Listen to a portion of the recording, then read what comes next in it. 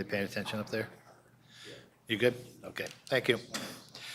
Good evening and welcome to the Planning Advisory Committee for Tuesday, June the 16th. My name is Brad Mitchell and I'm the chair of the PAC. The Planning Advisory Committee consists of 9 citizens. Today, at this point, we're at 7 citizens because we're missing the 2 councilors who have been appointed by Common Council to provide their written views to Common Council on planning applications, including amendments to the municipal development plan, zoning bylaw, Section 59 conditions, the vesting of public streets, and the dedication or release of lands for public purposes.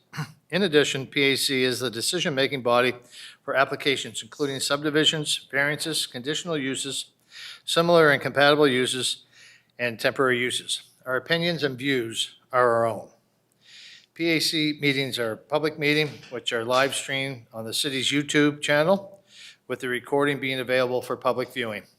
This is a safe space, and we ask for everyone to conduct themselves in a respectful manner. Should anyone interrupt the proceedings, they will receive 1 warning. Should disruptions continue, they will be asked to leave the meeting. To ensure that the meetings run without disruptions, we ask that those in attendance please place their phones on silent. Members of the public, you are welcome to remain in the chambers to listen to the debate and decisions of committee. However, when your item is concluded, you may leave. Should you have any follow-up questions, please contact city staff. In the event of emergency, please exit the council chambers through the 2 doors and proceed to the lobby. Staff will guide you to the building exit onto Chipman Hill. Now let's move on to our meeting. I'll briefly introduce all the members of the PAC as well as city staff present at tonight's meeting. I'm Brad Mitchell, Chair. First Vice Chair, Phil Como. Second Vice Chair, Josephine Chukwa. Blake Slattery. Peter Corfield. Jordan Van Thiel. Not present, Terry Hutchinson. From the city, Panka Nalavid, Bill Mackey, Jennifer Kirshner, Yerva Matson, and Roseanne George. First of all, we'll have a vote on the agenda for tonight's meeting. I will mention that we are moving item 4 regarding elections to the end of the meeting to save the people in the audience from having to sit through that. You're more than welcome to stay if you are bored. Can I get a motion to accept the agenda with changes? Seconder? Any question? All those in favor? Against? Passed. Do any members of the committee have any conflicts of interest on any of the items tonight? None. Thank you. We have minutes from the April the 14th and May the 20th. Do you want to try to do both of them at the same time? Has everybody been there? Josephine is the only one that was not at one of them, so she can't make a motion. But can I get a motion to pass? Phil, can I get a seconder?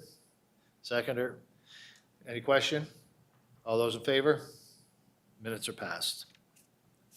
Thank you. So in regards, before we go into the applications, I'll give a quick preamble. I will provide an introduction for each application, which will be followed by a presentation by city staff. The first 2 items on tonight's agendas will include a public hearing for the portion of the application under PAC jurisdiction. Upon the completion of staff presentation, we will proceed to open the public hearing. The public hearing will provide an opportunity for the applicant and members of the public to address the committee and answer questions. Each speaker will have 10 minutes to present and must indicate their name before proceeding. Please note, the committee has read all letters or comments submitted for this meeting. We did receive a letter late, which we have all read, and it will be included in the council package.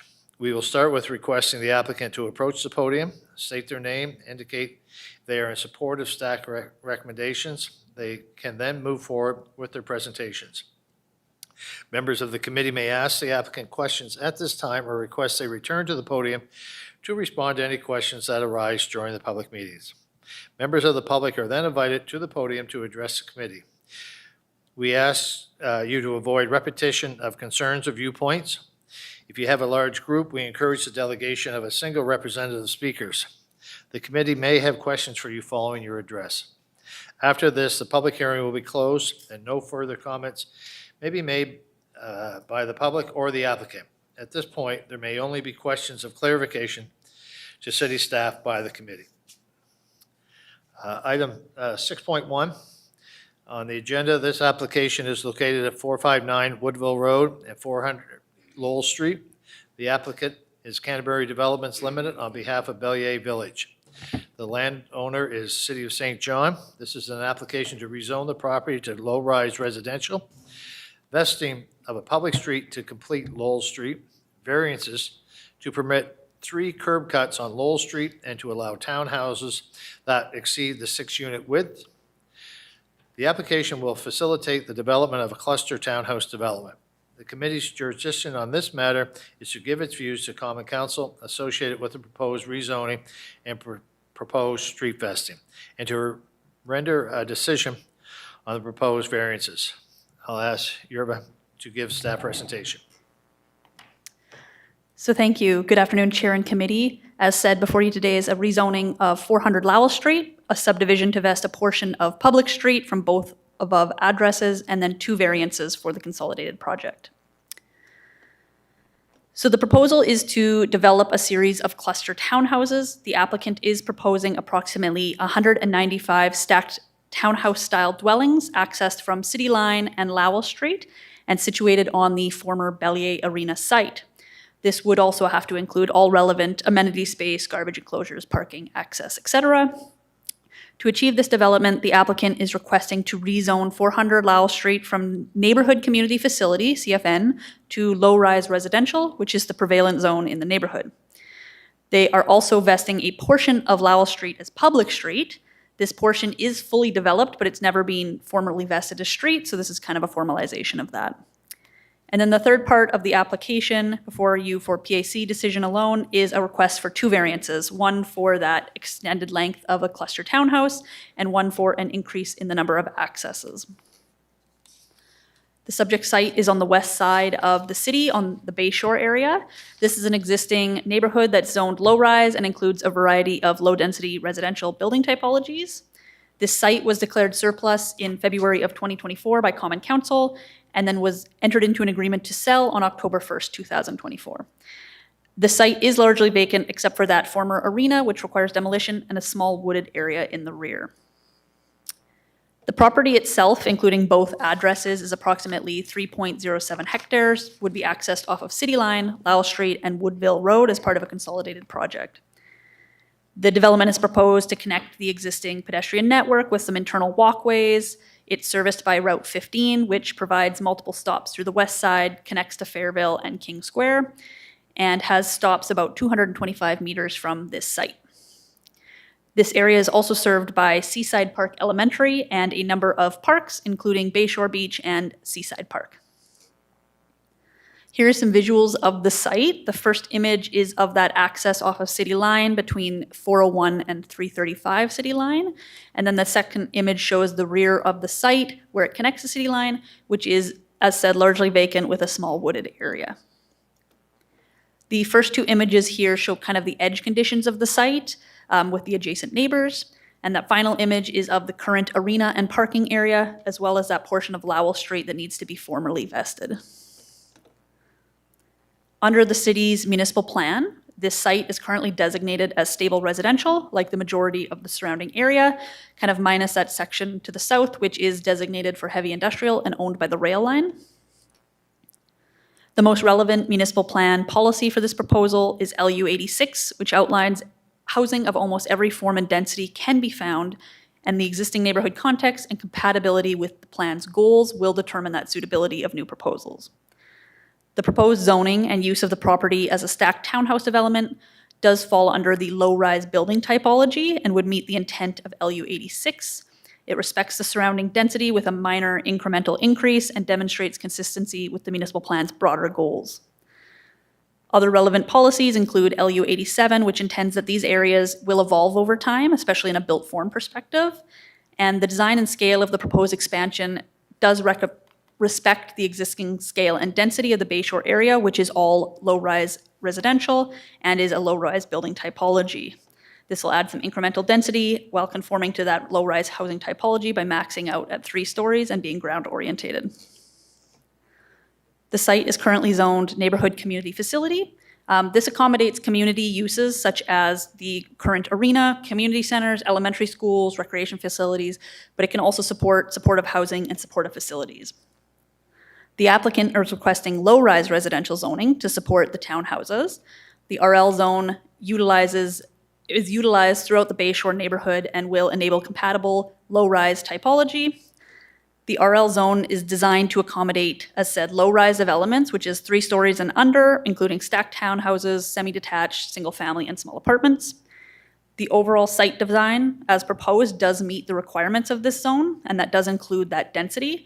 So the current size of the lot could accommodate 215 units under the RL zoning standards, and they are proposing 195.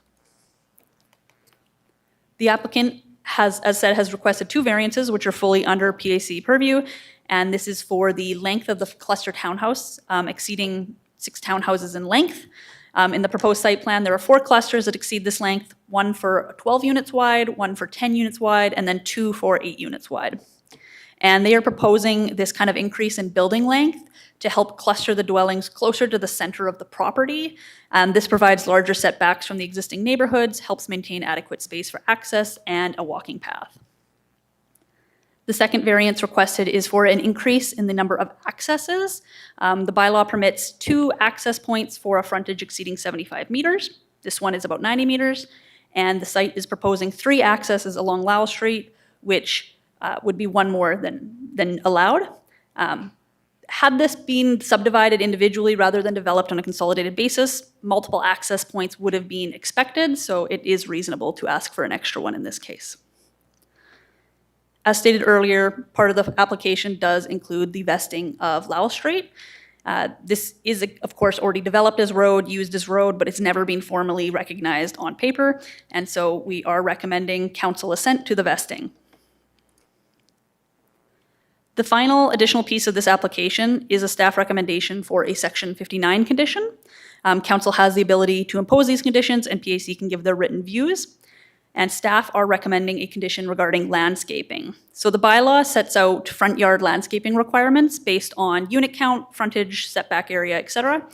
And in the RL zone, that can change depending on the size of a project. For the typical residential project of 4 to 6 units, it would be 1 tree per unit. After that, it becomes a formula-based approach based on frontage, which in this case, in the unusual situation of the lot having not as much frontage as it does depth, would have very little trees required.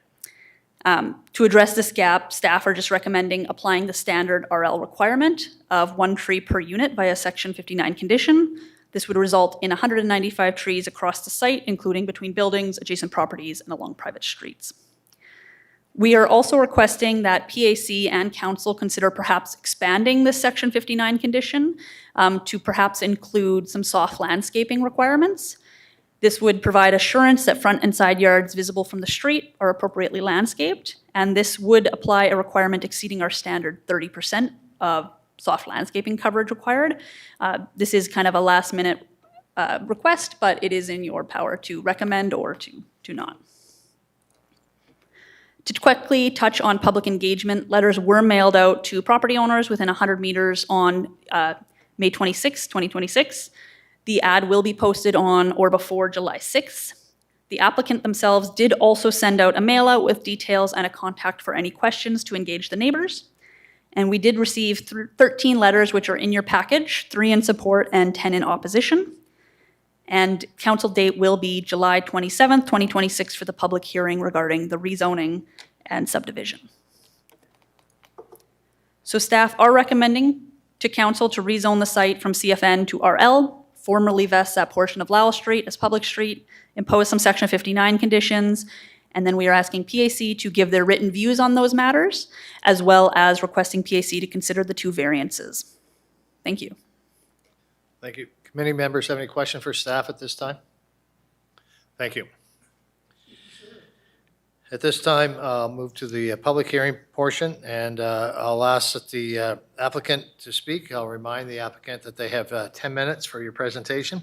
And please state your name for the record and let us know if you're in favor of staff recommendation.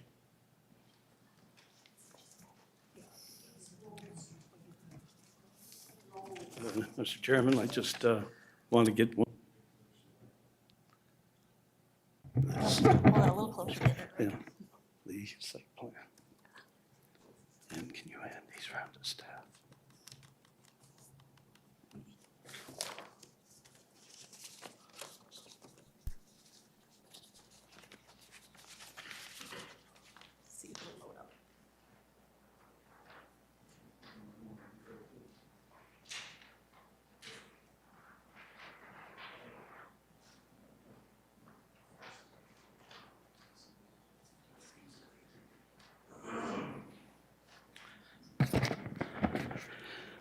Mr. Chairman, committee members, Rick Turner with Canterbury Developments Unlimited, here on behalf of Bellier Village. Also with me this evening is Ali Farahani, who is intending to carry out the project. And he would like to speak for a couple of moments after I finish to show that he's very seriously looked at the concerns of citizens, and he can address some of those. What I've just handed you was the first notice that we sent out in regard to redevelopment of the property. And that was sent out before any rezoning was requested. It was sent out as an information plan. And we did get a lot of feedback. And in particular, the feedback was, as you'll see in those diagrams, the buildings were all laid out parallel with the property lines. And you had buildings, a large section of building looking straight into backyards of properties. So upon receiving that feedback, what I did is I spoke with the developer. We looked at some different orientations, and the orientation you see now, really it takes the buildings so that they're not so directly looking in on the neighboring properties. They're sort of facing one another. The end units will have no windows.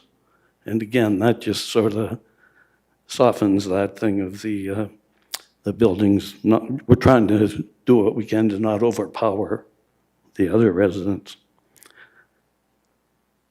The other thing with that is in doing the reorientation, we found that, and did an analysis on the trying to do townhouses, sort of 1-story, 2-story buildings. And the analysis, they just did not work. It would make it not feasible. And I think any of the committee members who have been here and had envisioned St. John speak, you know about that missing middle thing and trying to do the low density. It just doesn't work, and that's why you have all higher density stuff coming through for approval. Staff can certainly attest to that as well. The additions to this plan, there's a lot of additional green space. If you look at what we circulated the first time to what's there now.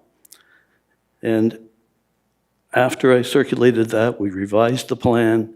People who had contacted me direct as a matter of the mail drop, and what we did is we delivered door to door because it was in the middle of the potential postal strike. This was a year and a half ago.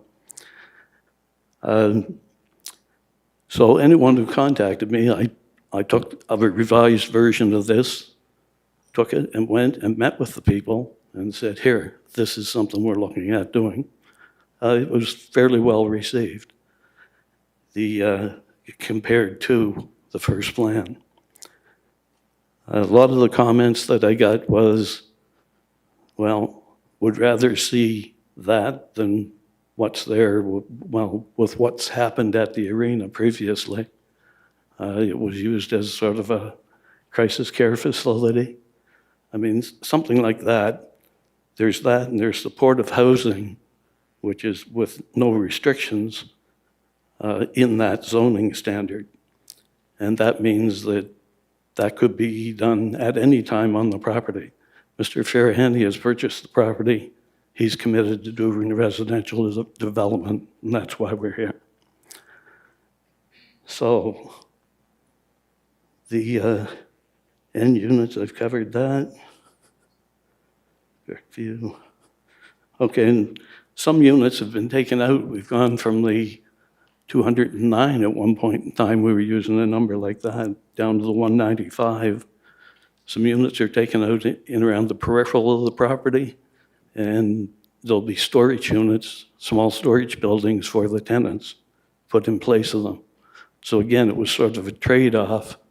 Look at the servicing cost, look at what can or cannot be done, and that's where we come up with this newer version of the plan, which I trust you would see it as an improvement. If there's any questions for me, I can certainly try to address them, or Mr. Farahany can come forward. Bill, you have a question? All right. A couple of things. Lots of green space. I love that. Any room for parks, playgrounds? I know we have 3 parks within the vicinity, but none of them have a playground. Bayshore, Seaside Park, Queens Square doesn't have a playground. Any room for that, or any future talk on that? Yeah. That's question 1. Okay. Question 2, how many residents did you speak with when you went around? The mail drop was done, it was sort of just around the neighborhood quick. Wasn't much communication there. It was phone calls that I got after, or emails. Look on here and count them, I don't know, maybe 60 or 80, was it more than that? Or? No, I was contacted by probably just over a dozen people. Okay. And the comments I got were, And we only have 13 letters, and I'm just wondering oh yeah. how many you actually sent letters to. Yeah. What we did is we recirculated this plan just a couple of months ago, just to bring the neighborhood up to speed and where everything's at. So on that mail out, I had some of the same people contact me. Comments were, still don't like it. 3-story buildings, just too much density, which I've addressed. I mean, that's what it takes to make the project work. I've had neighbors actually say, because of the use of the Hilton Arena after it was an arena, said they absolutely didn't want to see anything like that again. And some of them understood, oh, okay, so if it's rezoned, we don't have that risk or issue. And my first question was the parks. Yes, the parks. If you look at the right of the diagram up in the corner, there's a larger area in behind the 3 buildings where it's Community space, it says. Yeah, and that's, it's probably 60 to 70 feet. at We the don't have the widest. same one. We're not looking at the same. Oh, yeah, no, Yeah. this is the amenity space that's planned. So there's amenity space back at that sort of triangular area. Yeah. There's amenity space more towards the center, and down you see there's a small circle, and there's a lot of green space there. In between some of the building blocks, there's picnic areas proposed, and there'll be picnic tables and stuff like that used, so they're smaller amenity spaces. Fair bit of green space right next to Lowell Street, but that's more just to give a good appearance to the project. And of course, the soft landscaping that the city have recommended, that's something to be taken into consideration. And I haven't said, are we in agreement with staff recommendations? Certainly, wholeheartedly. My only other question is how long and how many phases is this going to be? And then that's all I have, thanks. Yeah, potentially 5 phases. They are illustrated on the diagram. Phase 1 to to the right, and then work towards where the arena presently sits. Timing on those, that'd be something better for the developer when he comes up to approach timing on that stuff. He's got a lot of things in the air here to consider. Thank you. Thank you. I have a number of questions, so don't go. Through the number of letters that we had, one of the questions was in regards to fencing. So the people that live on Beaconsfield Crescent, is there going to be fencing in between on their backyard into your development? Yes, I've talked with the developer about that, and it's one of the things he picked up in the correspondence. He will be addressing that. So there's- and then, Positively, I may say. one of the other concerns was in regards to the dumpsters. Have you looked at trying to find a better solution than, when I see what they're talking about, that is, and I know those garbage trucks are coming by at 5 o'clock in the morning, so this is not a thing that you'd like to have. So have you looked at making a change in regards to where the dumpsters, and I assume you'd have recycling and what have you? Yes, we've discussed that just before the meeting. Again, he's addressing this stuff as he read the staff report just over the last couple of days, so he'll have that covered. Okay. One thing I would say to that is if you're going to have development like this, the last thing you want is rodents, anything like that. Yes. So there are companies you hire, they look after that stuff, and he can speak more. That was more my to next it. question. When are you planning on tearing down the arena or the rink? I will defer that as well. So are you waiting, I guess when I look at this, that wouldn't come into, until phase 4 or 5, but would you tear that down before? I believe it's going to be before, but again, he can address that more thoroughly, Mr. Ferrandi. Okay. Does anybody else have questions for the applicant at this time? Thank you. Thank you. I'll now call upon the public. Oh, okay, you're going to come up? Yes, okay. Yeah. Please state your name for us, please. My name is Ali Farahani. Good evening, everybody. Happy to answer a few pertinent questions. I'm the developer. One, I would like to start in order. So, Mr. Como, I've had my own mind shift when it comes to parks and spaces, and I'll just share it with you. My mind shift has gone from here's such a piece of land, a rectangular piece of land, and it's all green. People come and ask our residents, come and be here, versus to it's shifted to micro parks, micro environments where people actually meet and life actually happens.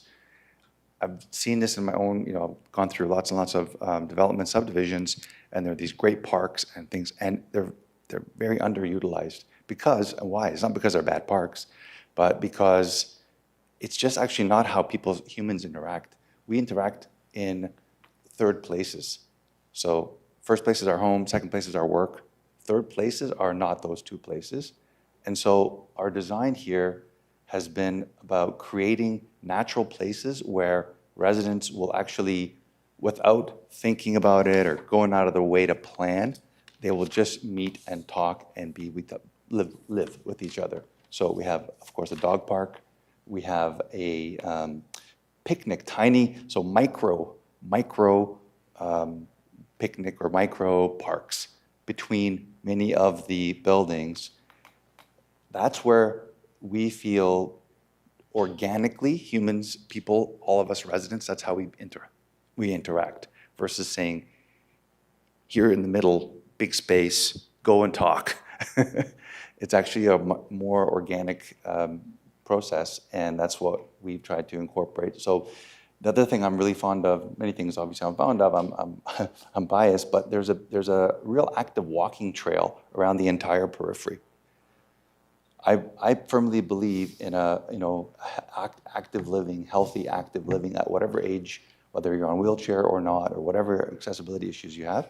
And that's what we've provided there, along with stops along the way where naturally someone's going to get tired, and they see their neighbor or they see somebody. Now there's going to be real, organic, true interaction versus something like, hey, meet here and talk. And same idea with the, with the storage facility. It's created in a way that, inevitably it's Christmas time, people are putting away their trees, taking out their trees, they're going to meet, they're going to interact. So those are the third places that we've tried to be mindful to create, not just, we have to have 25% green space, so we'll just plop this here, that will meet the criteria. So I just wanted to answer that.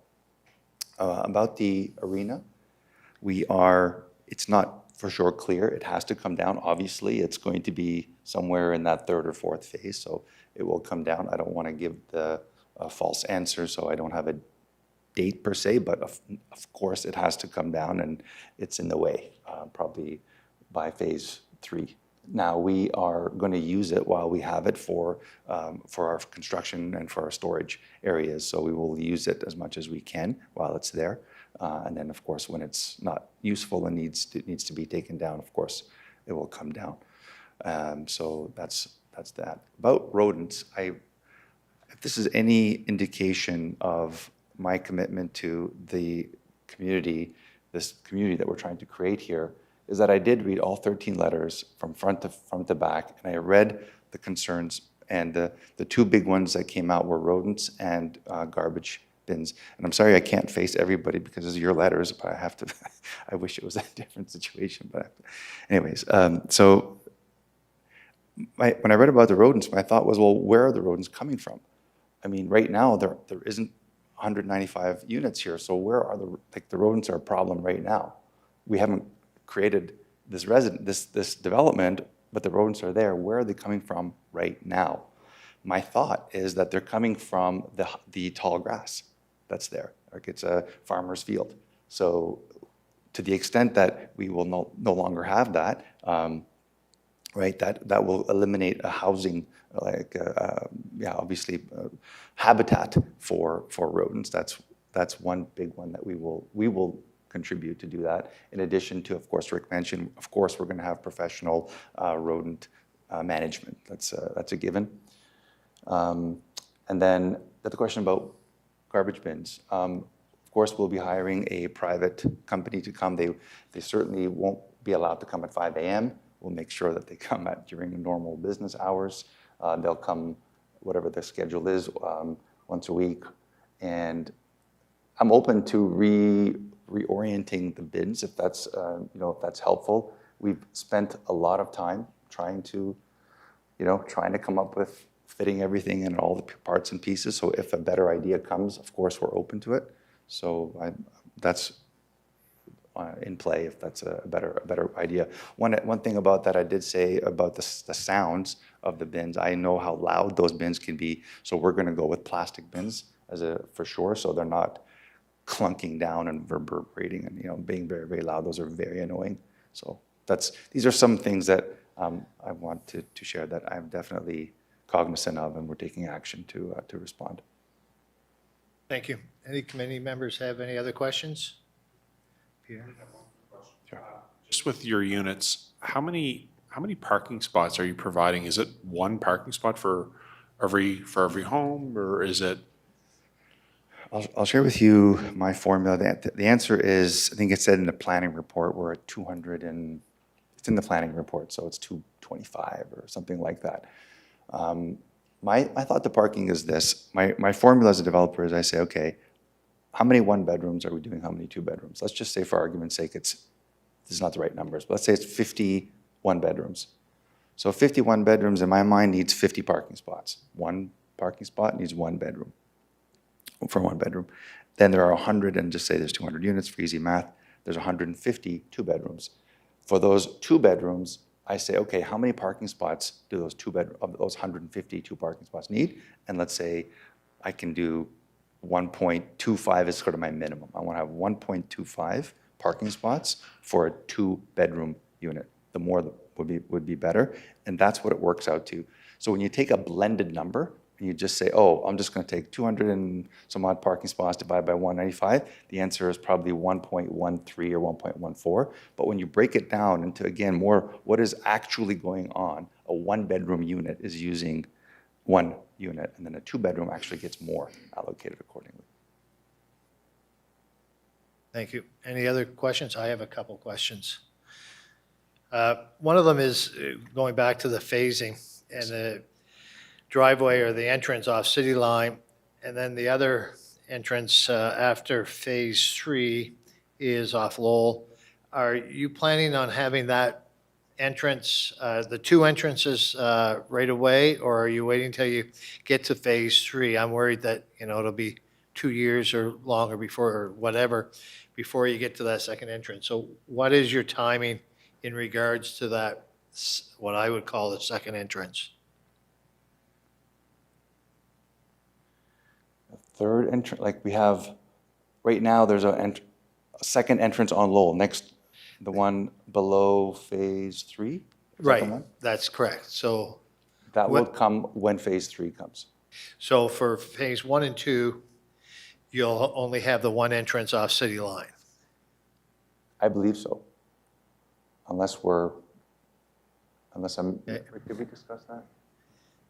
I don't think we did. So our Okay. plan currently is to have it out on City Line. I don't think we're missing any turning radiuses.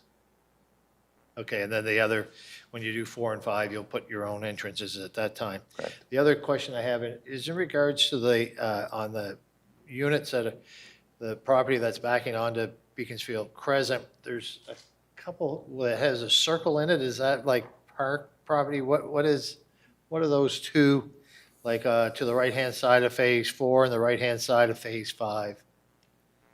You've got, Those circles are the third places.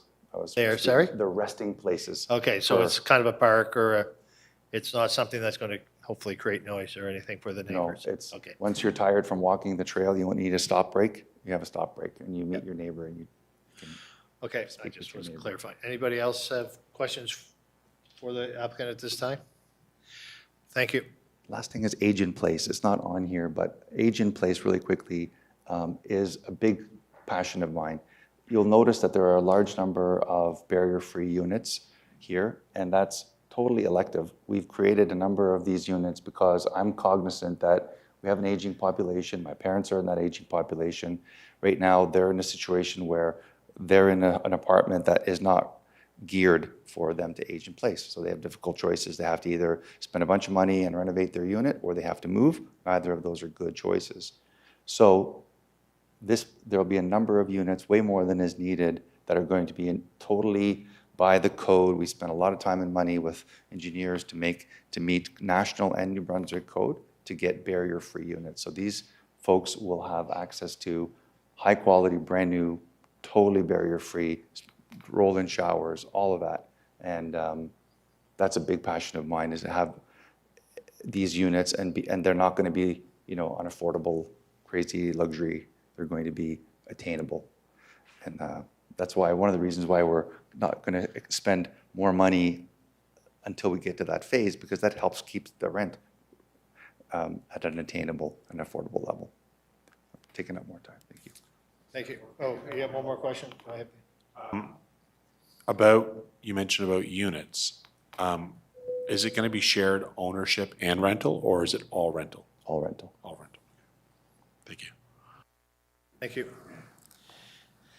Now I'll ask any members of the public who wish to speak on this application to approach the podium. Please provide your name. Remember that you have 10 minutes for your presentation. Please come forward.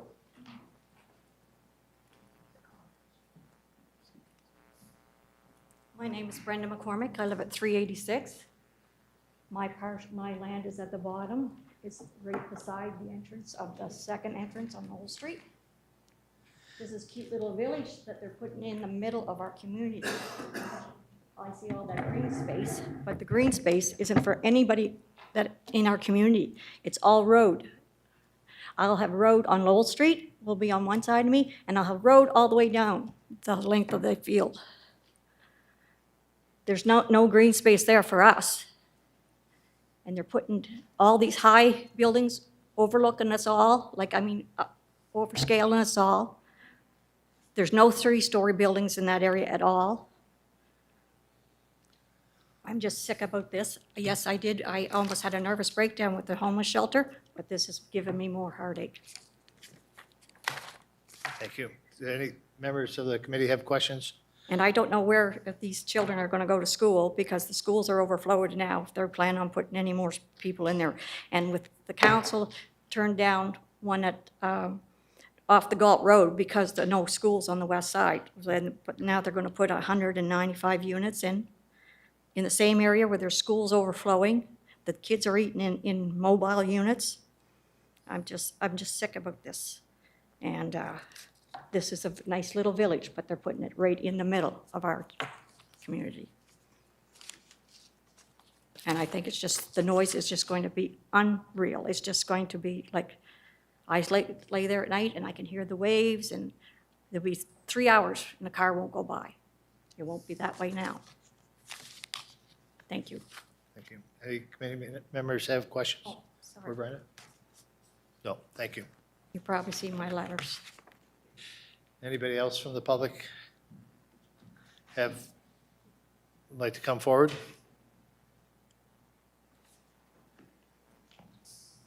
Yes, good evening. Thank you for your time. My name is Greg McVicker. I live at 362 Lowell Street. That is directly on the soccer field on the Lowell Street side. So when you were talking about the question about fencing on the Crescent side, I would hope the same would apply on the Lowell Street side. We submitted one of the 13 responses. If I could, I was making notes for the presentations. I had a couple of questions. On the city side, I did not understand what the vesting of Lowell Street means. I mean, we've lived there for a long, long time. We've always just thought of it as a city street. I didn't understand what that meant. I'll let city staff address that. You want to?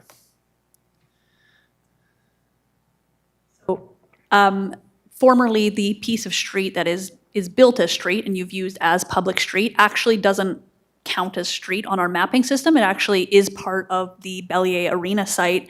This is likely an oversight from an original subdivision where the city owned both portions, so it wasn't a big deal. But in this case, where we will be selling the property, we want to make sure that Lowell Street remains for the public. And it's just a part of our process when looking at public streets, we need council's assent for the formality of labeling it street. So that stays as a city It stays street, with the city and as your street for access, okay, right? and is maintained by the city? Yes, we would maintain it. Okay, thank you for the clarification.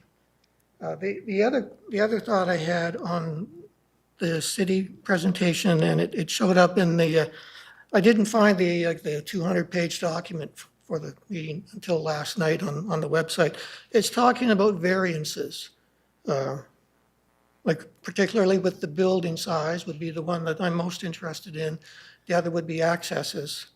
And I can't help but wonder if we have a set of established rules that are for the benefit of the entire city, trying to maintain a certain expectation of quality across the entire city. I'm not comfortable with making variances before a shovel is even put in the ground here.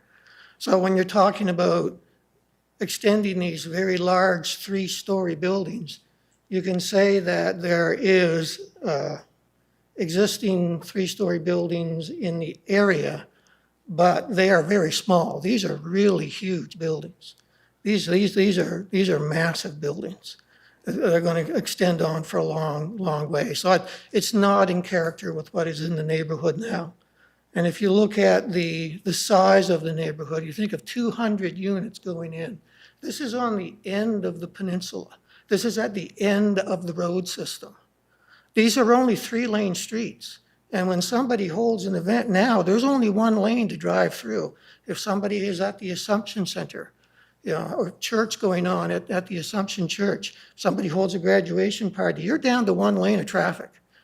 Right? When you throw 200 more units in here, just count up the number of buildings working from that end of the peninsula out and see how far you have to go to get to 200 in terms of people living there. So it's all, I read the report last night or tried to get through it last night, and traffic said, well, no issue. There's going to be issues. You can't give that kind of a quantum leap to the volume of buildings at the end of the peninsula and not expect there to be additional traffic. I mean, you're talking an order of magnitude more traffic here, doubling, tripling the size of the traffic load. And that affects all of us. It affects maintenance of the streets, snow removal, the whole 9 yards.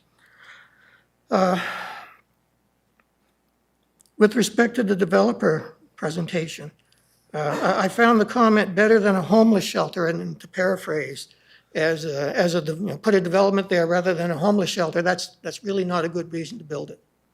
It just isn't. Yeah, it was bad when we had homeless people in that shelter over that winter as my neighbor. She's my or 2 houses up from me. Yeah, it was bad that winter, but that's not a reason to build something else that doesn't belong there, right? That's just an excuse. And planners need to be a lot more discerning in considering why something is done and finding excuses like that. So, currently 195 units. I will point out that, as the gentleman over here asked, this is all rental now. When this first came out, this was a mixture of one-story condos that people could potentially buy, and now it's 100% rental, as opposed where the predominance of the community there now are homeowners. We've invested a large chunk of our life savings into what we have there, and we continue to invest in it. Just across the street from me, somebody who got one of the letters, and I don't see them here tonight, they're paving their street or their driveway today, spending a lot of money upgrading their homes.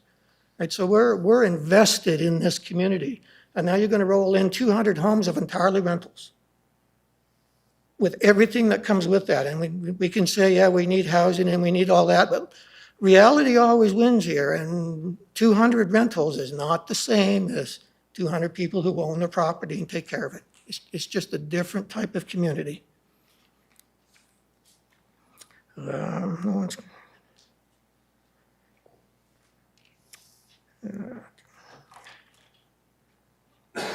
Yeah, and I would still say that the 200 homes full of dumpsters, I mean, we've tried dumpsters in the city before for recycling and whatnot, and we've gone away from that model.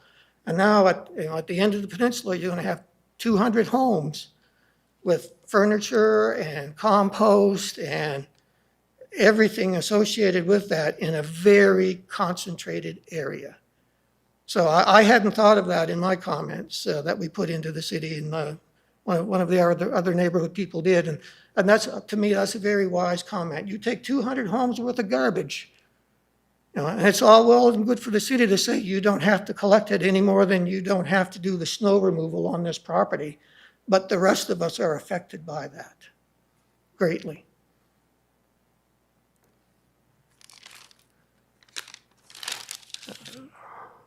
With respect to the micro parks, when I look at the diagram, I see mostly asphalt, buildings and asphalt, and there's some grass between everything.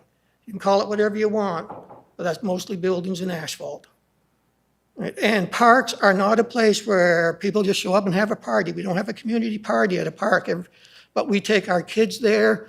I've got a 19-month-old great-grandson.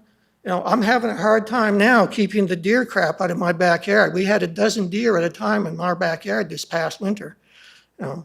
So we'd like to take our grandkids and now our great-grandkids to the park. We're not taking them to micro parks where that's just, that might be convenient for the people living there, but it's not a community service.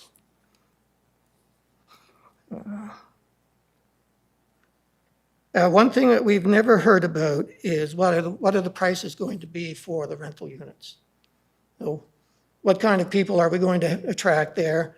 If it's too high, do we end up with multiple families living in a single unit? And that happens. That's the reality of the situation we live in with the extremely high prices that people are forced to live with today. So how many people are actually going to be in here? And as you add more people like that, multiple families, that's more cars, more traffic. I mean, those are the real-life examples that I hope that the planning committee is considering when you talk about dumping a development of this size into such a small area. I don't oppose redeveloping the area, but I do stress that it ought to be appropriate to the community that it was in. I mean, we've been there for decades. Right? We moved there knowing the type of community that we were buying into and living in. And for you to come in here now and just say, whoops, we're going to totally change that. Well, where does that leave us and our property values and our investments that we've built up for a long, long time? I mean, we can't, I mean, my wife and I are retired. We can't just sell our place and move. Right? We've been stable there, and as I say, with kids and grandkids and great-grandkids, we just can't pick up and move. I mean, that's just not realistic.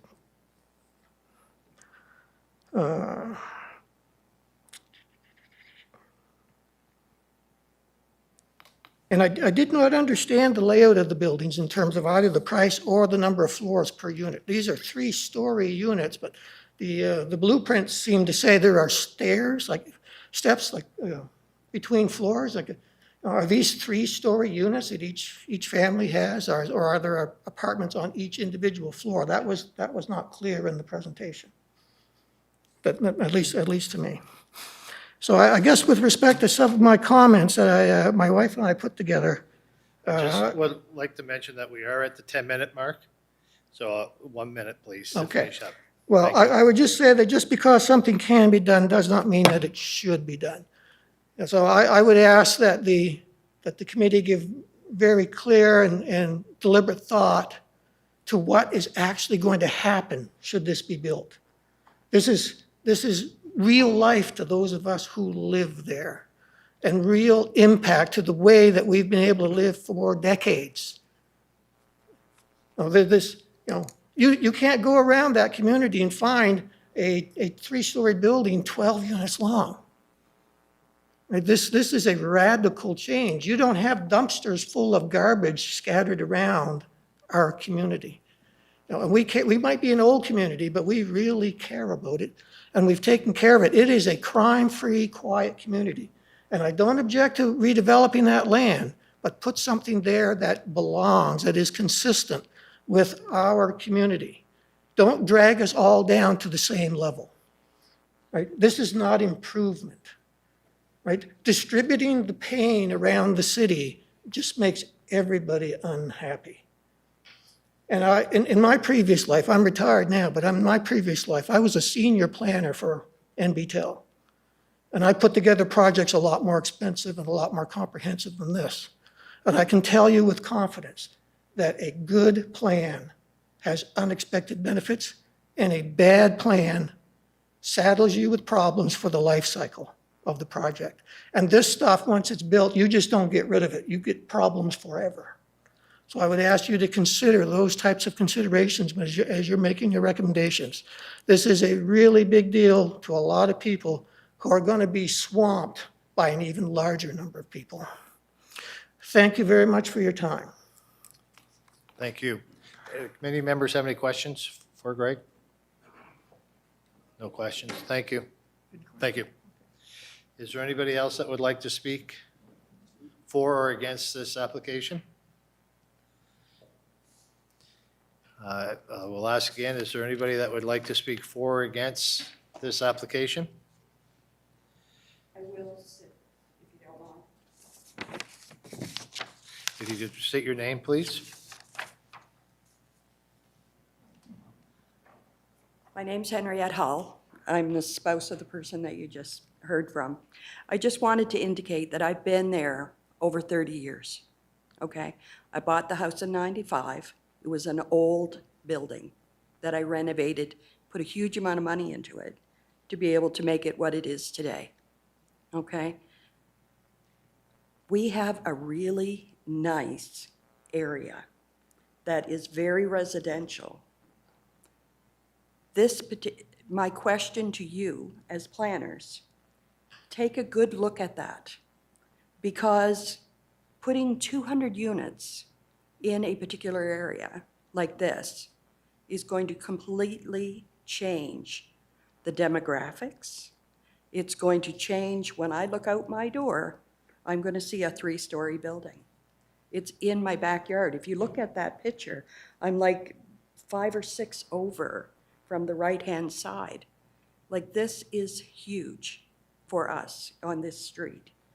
So I just wanted to point out the fact that, and just reiterate the fact that, is this the right type of establishment or building, or however you want to put it, project for our area?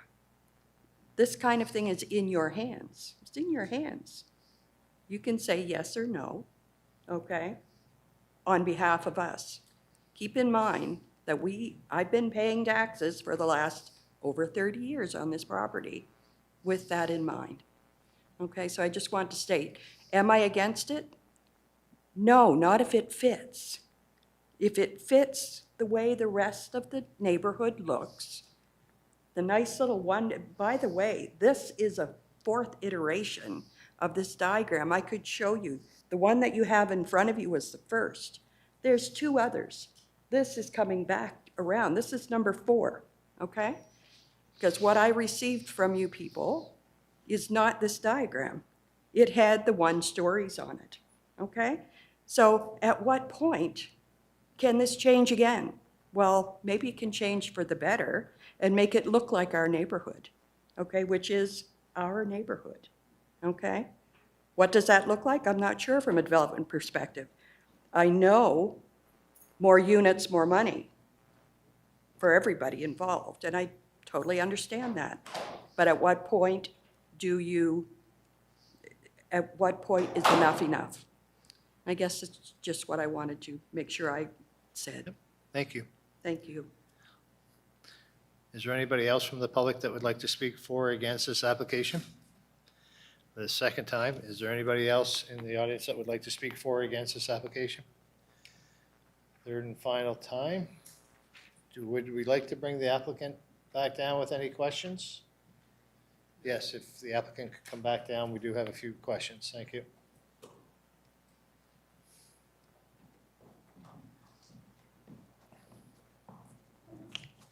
Thank you, Mr. Chairman. I made note of a few things here. I'll run through them, and Mr. Farahani can fill in any blanks.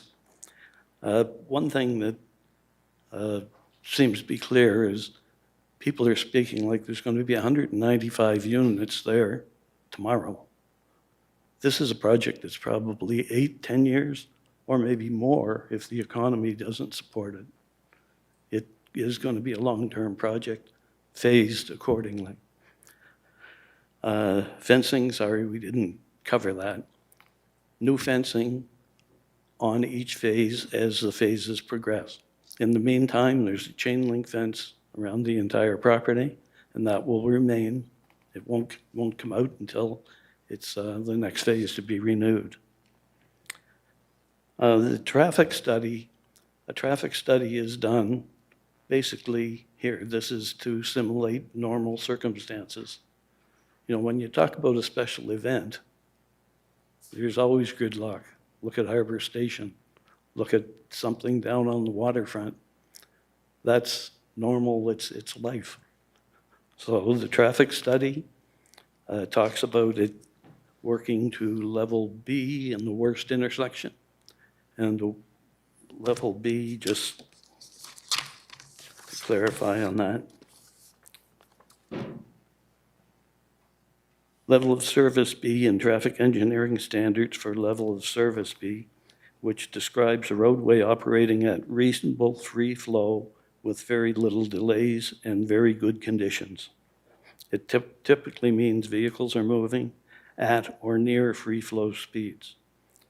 So, you know, level B, I mean, I've been here with projects that have been level C and D. That's not so good. Level F, they go from A to F. If you're at level F, you get some real problems. So we're on the upper end of the scale in a positive way.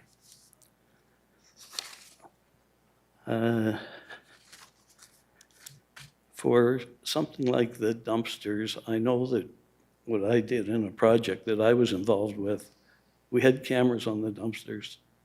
In the leases, it was spelled out that it's for normal household refuse, out of your kitchen, stuff like that. So if somebody wanted to get rid of their mattress or a piece of furniture or something, spelled out in the lease, you don't do that. You get it off-site yourself and deal with it.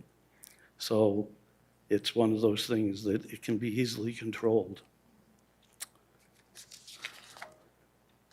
Landscape area, there's 30% of the property, or maybe more at this point with this layout, is actual green space. So I just wanted to note that. The unit layouts, I'll leave that with Mr. Farahani to describe the unit layouts. And the different iterations of the plan started out with something to see what people were interested in. As worked through the project, we found that just numbers would not work. What we've come up with here, it can be financed and it can work. To try to do anything 1 and 2 family today, I hope staff will speak to that when it gets to their turn to speak. Speak a little bit about affordability or the rents.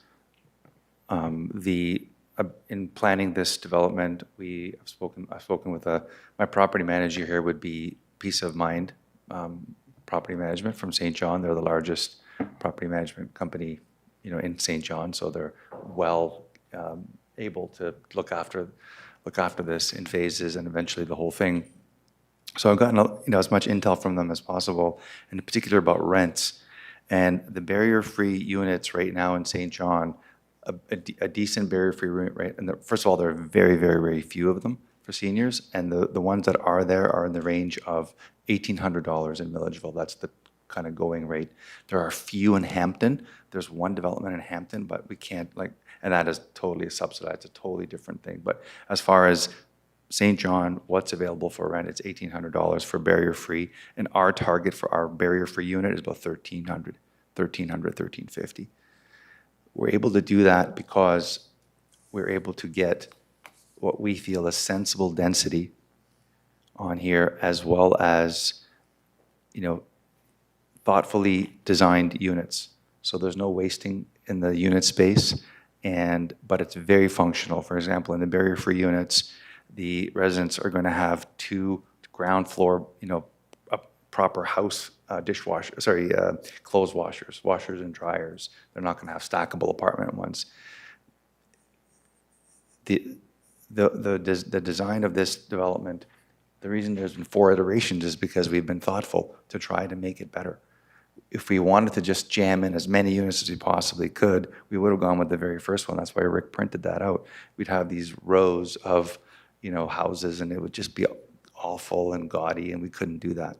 So that's why there have been so many iterations, is we've just tried to make it more functional and pleasing, and it's lowered the number of units from what we could have. We could get more units on that first, so we've cut back, which has made it tighter financially, but it doesn't, but that was okay. I was okay with that trade-off, because I always think, I'm living there, my mom and dad are living there, whatever. This has to be a good development, it has to be sound, and it has to be good for not just for 5-10 years, but for many, many, many years.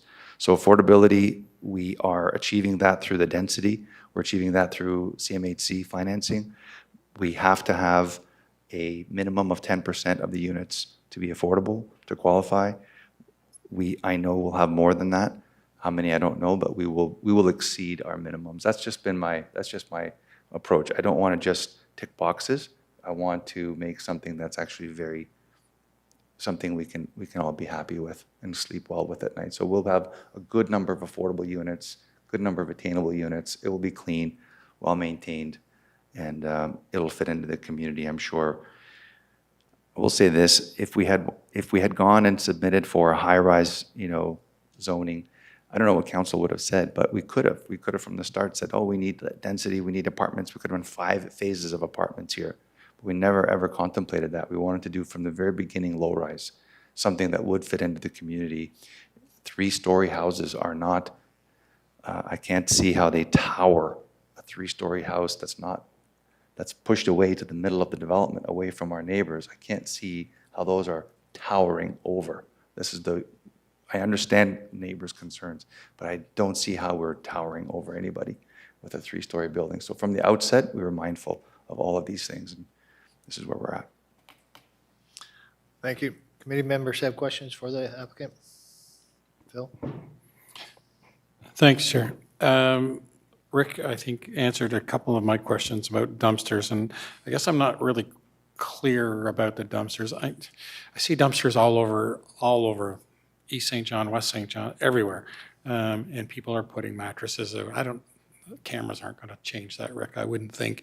I don't know how you fix that, but most of those 10 letters have talked about the rodents that come with the garbage. I don't know that we could ever get away from that. I don't know if you have any comments on that. I'll leave that with you. You talked about affordable housing. I was kind of looking for a percentage, and I don't know if you have that, but maybe you do.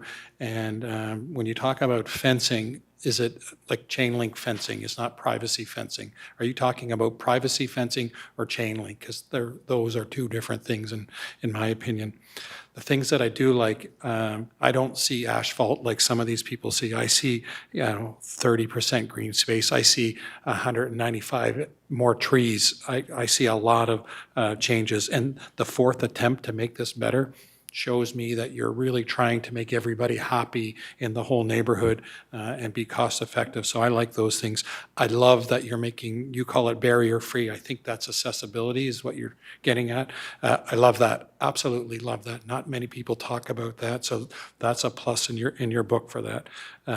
But if you can answer those two things, fencing and the percentage of affordable housing, I'll be happy. Sure, Thanks. happy to. Minimum 10% of the units will be affordable, but I expect it'll be a fair bit more than 10%. We'll exceed that. And the fencing will be done, privacy fencing, as each phase goes. We can't do all of the fencing for the whole 5 phases at the start because, of course, now we're asking future tenants to pay for in phase 1 to pay for phase 5, that would be unjust. So we will keep the existing fencing where we're not working and keep it untouched and focus on phase by phase privacy fencing. Nice cedar, something nice. Thank you. Anybody else have questions? Yep, I have one question.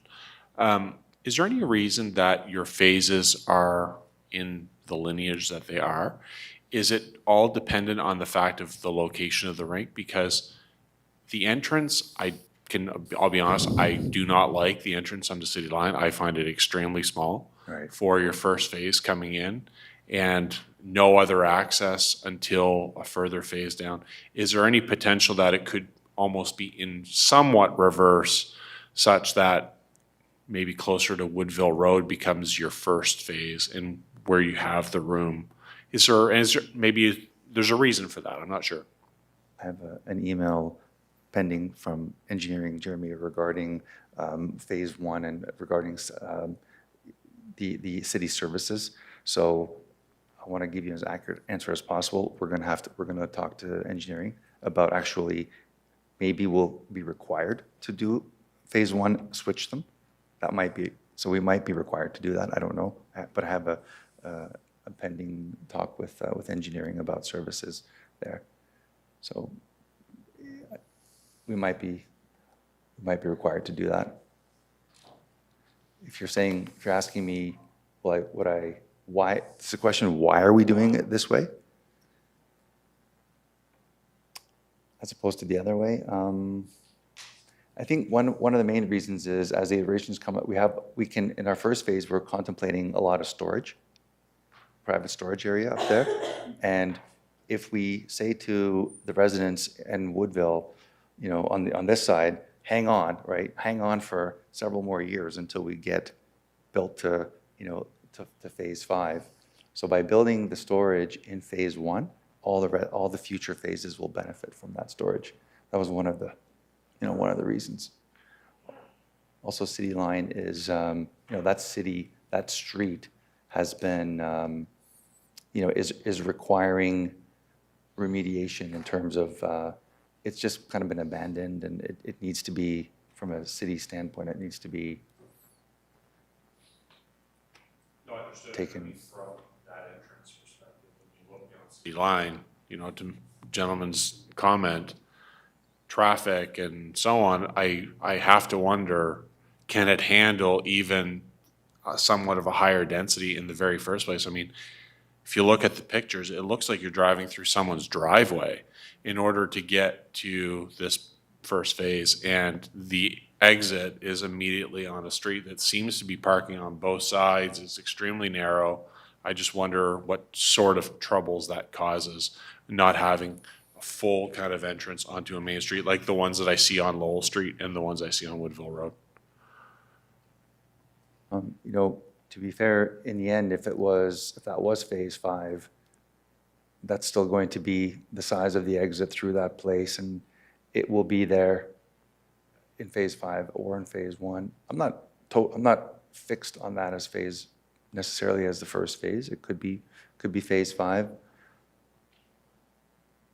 We didn't have a, yeah, I mean, the main reason for me is the providing the storage in phase 1 for all future phases. Thank you. Anybody else have questions for the applicant at this time? Yeah, I do. Go ahead, Blake. It sounded like earlier in some of the earlier editions, you were looking at like a shared ownership, shared rental model.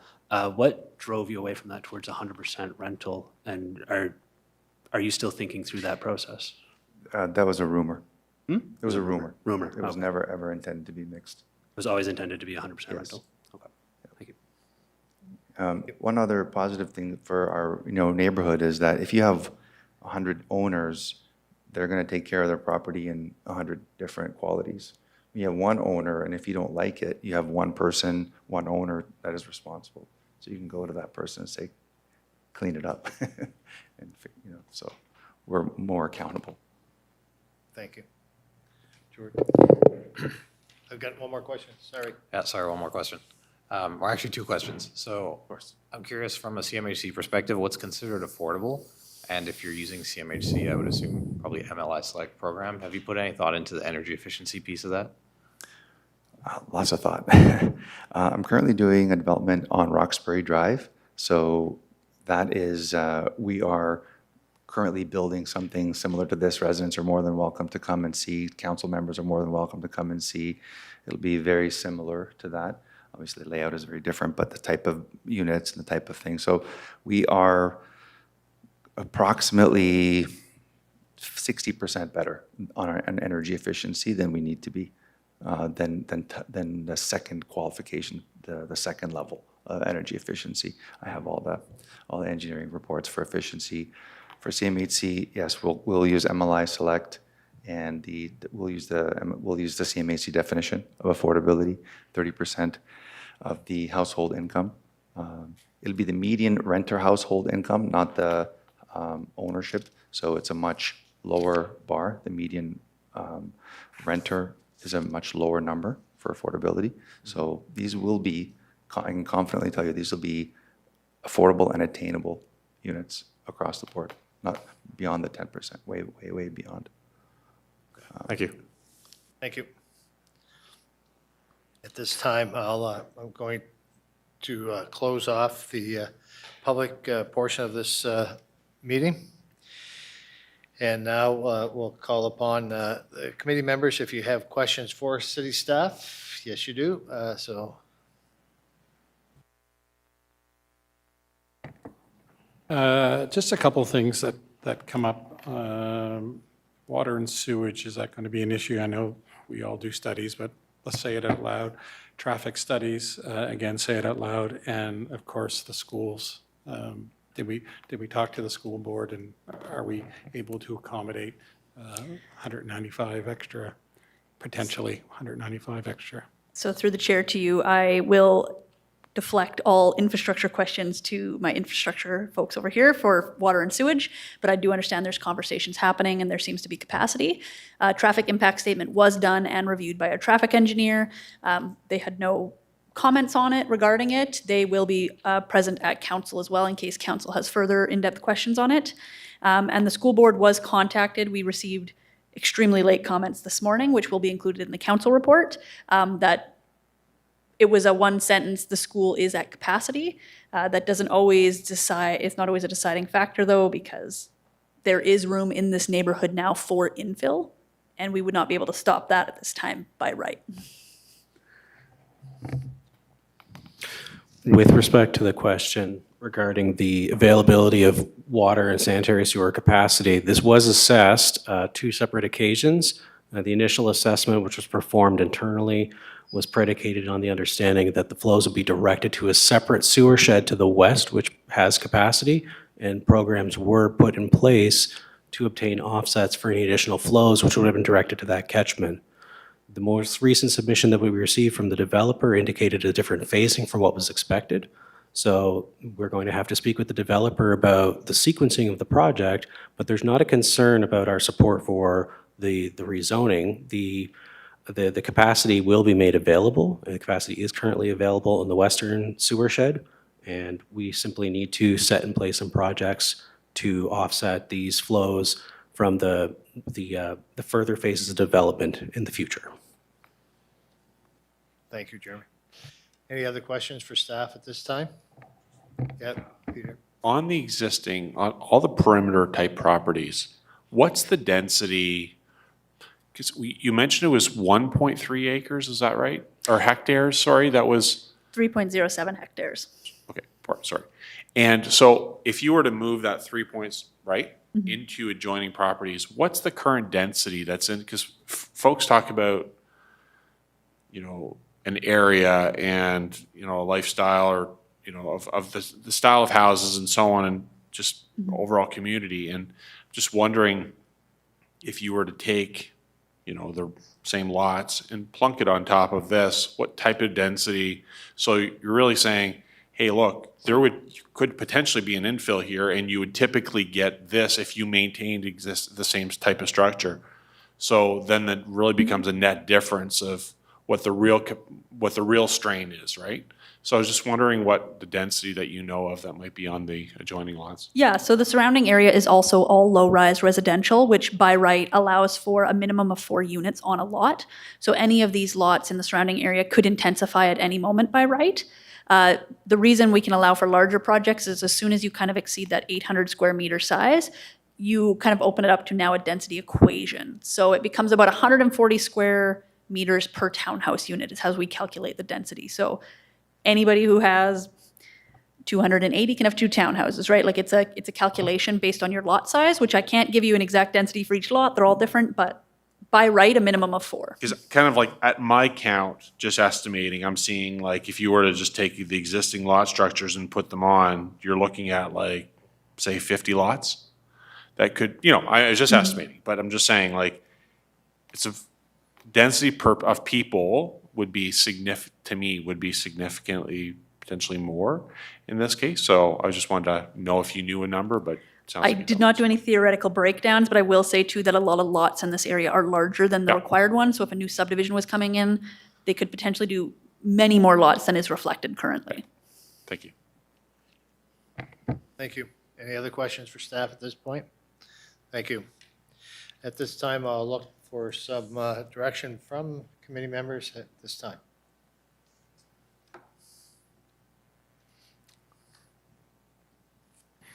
I'll move staff recommendations on this. Do I have a second for that? I have a second. Any question? All those in favor? Those opposed?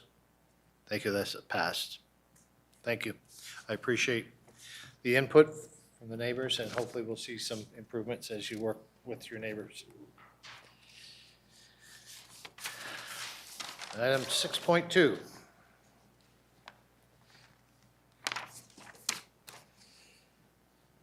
Item 6.2 on the agenda. If you give me a moment, I will open this up.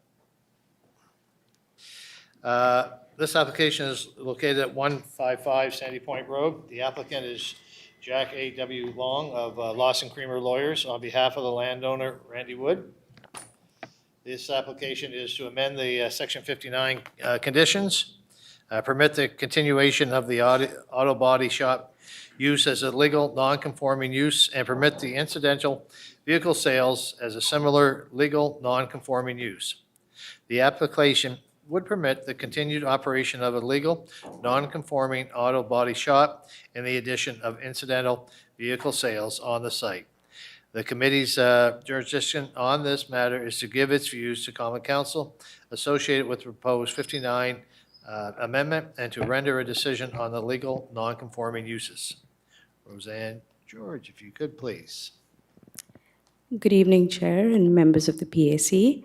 We're pleased to present 155 Sandy Point Road, which is an application with 3 components. One a Section 59 amendment, and the other 2 relating to legal non-conforming uses.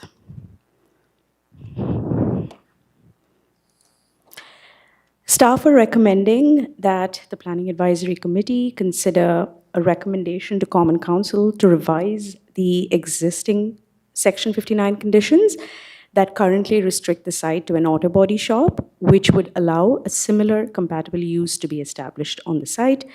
Approval of the continuation of the existing auto body shop as a legal non-conforming use that has had long-standing approval, and an approval of incidental vehicle sales as a similar legal non-conforming use. All of the 3 staff recommendations for PAC to consider may please be subject to a submission of a schematic site plan which demonstrates the parking supply and layout with a 20-meter front setback for vehicles to match the adjacent buildings, access arrangements, and site circulation across all the affected parcels. What is to be noted is that the functionality of this particular site, including the access and parking, appears to extend onto adjacent properties under the same ownership, which makes these lands subject to review as well. The subject property is located within the primary development area or the PDA and is serviced by municipal infrastructure. The surrounding area is characterized by low-rise residential development and is zoned low-rise residential, which is RL, which includes residential developments ranging from single-family dwelling units to stacked townhouses. The subject site is located off of Sandy Point Road in the north end of the city. Sandy Point Road it lies along the St. John Transit route. The neighborhood is both pedestrian-friendly and transit-friendly, and it has established pavements or walkways. So from these images, you can see the one on the left is the adjoining property 159 Sandy Point from the street in relation to 155, and the image on the right is 155. So with these images, one can ascertain that the structure is tucked away at an elevation and is therefore not creating a visible impact per se. These images is just showing, just orienting everyone to it, which is the one on the left is going north towards the intersection of Thornborough Street and Sandy Point, and the one on the right is going south on Sandy Point.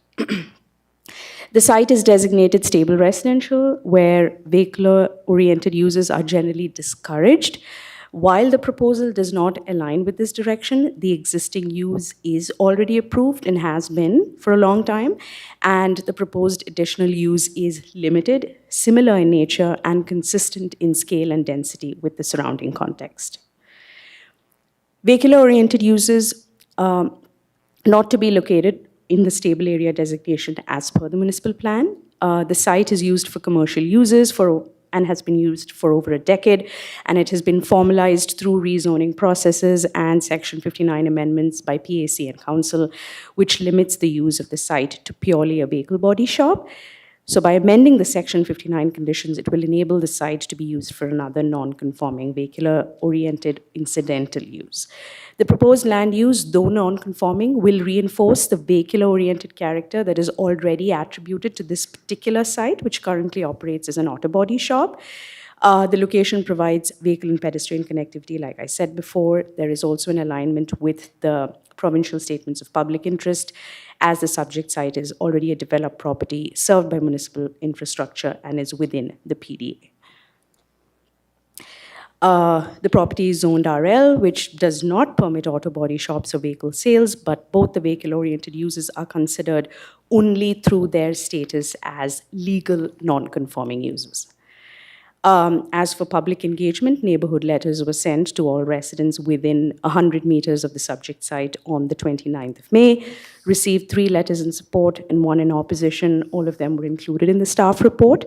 The property owner also undertook engagement with neighboring property owners within a 100-meter radius via physical delivery and letters left in mailboxes, and they were also included, the signatures and the letter that they sent was included as part of the application package. As part of the report. Staff rep. So the conclusion is this. This is a slide that the staff recommend that PAC approve the revision of the existing Section 59 conditions that currently restrict this site to an auto body shop and expand those conditions to the neighboring sites, which is 151 Sandy Point and 159 Sandy Point. And that will be with respect to access arrangements, site circulation, provision of parking, and the 20-meter front setback for vehicles. Also, the second one is to approve the recognition of the continuation of the existing auto body shop as a legal non-conforming use. And lastly, to approve the permitting of an additional legal non-conforming use for incidental vehicle sales. So all of these staff recommendations for PAC approval be conditional on submission of a detailed site plan, which, like I said before, would demonstrate the access and arrangements, stipulated parking and site circulation across all affected parcels. Just the one artifact that I would like to take note is the public hearing. In the report, it was mentioned as July 6th, but it is going to be July 27th. So that's a change. That's all. Thank you. Thank you so much. Thank you. Do committee members have any questions at this time for staff? Thank you. At this time, I'll ask the applicant to come forward to speak. I'll remind you that you have 10 minutes. Thank you. Good evening, everyone. My name's Jack Long. I work at Lawson Creamer. We're helping the Wood family out with this application. I'll keep it relatively brief. Ultimately, we accept staff's recommendation regarding the condition of the detailed site plan. We have engaged with a company who's going to help us out with this. We were hoping to maybe even get a draft for you guys tonight, but seeing it on Friday, the turnaround was too tight. But ultimately, there really will be no change. We're looking at, oh, sorry, guys. Did you guys get most of that? Okay. We're looking at the odd car or 2 more in the lot, maybe less. These cars aren't going to stay around. They're going to be flipped. And as mentioned, this is just going to be an extension of the business that already exists. I think when people think of vehicle sales, they think of Rosse Ave and the big flowy things, and there won't be any cars parked along the road or anything of that sort. This is just going to be the odd car or 2 that's going to be moved in and out of the property. Yeah. Any members have any questions for the applicant at this time? Yes. Go ahead. How many cars are you allowed to sell on site if this was approved? So you're allowed 5 at a time, 1 car per parking spot, but with incidental sales, it's 5 at a time, yeah. Okay. And then one of the letters talked about privacy fencing and the crushing of cars being piled up over the privacy fencing. That was one of the big issues that came up. How are we going to deal with that? Yeah, and from my understanding, talking to the Wood family, that there's a bit of a disparity in if that's reality or not. There's not a lot of car crushing going on, from my understanding. And with regards to fencing, there won't be really any, there's no change. Yeah, regarding that letter, there was a bit of a disagreement over what was written in that. Things like car crushing, and even those photos that were attached to that letter we're looking at 20 to 25 years old. So those photos were really not current. Yeah, that car crushing issue will not be an issue. There'll be no car crushing going on. Okay, thank you. Any other members have questions? Josephine? Okay, so I heard you speak earlier, and just to confirm what you referred to as incidental vehicle sales, I need you to confirm, will this likely involve things like vehicle auction activity? Is there a possibility this is likely to grow into full dealership activity as well? Do you confirm a no to this too, or what would your response be? Because the word incidental sales is a black box. So I just need you to confirm if these two activities are likely to happen in the future. Yeah, no, this is more incidental sales to the business that they run. So they do some work for fleets, and the company will say, we want you to get rid of a car or two. A car comes in, they'll do some work on it, flip it, sell it. But no, larger scale things like auctions are not in, no. Okay, thank you. Thank you. Any other questions at this time? Thank you. Thank you. I'll now call upon, is there anybody from the public that would like to speak for or against this application? Is there anybody from the public that would like to speak for or against this application? Third and final time, is there anybody from the audience that would like to speak for or against this application? Thank you very much. Committee members, do you want to bring the applicant back? Do you have any questions? I will now close the public portion of this. Would we like to bring staff back? Do we have any questions for staff, or do we have a recommendation? I'll move staff recommendation. I got a move in a second, or any question? All those in favor? Opposed? Thank you very much. Item 6.3 on the agenda.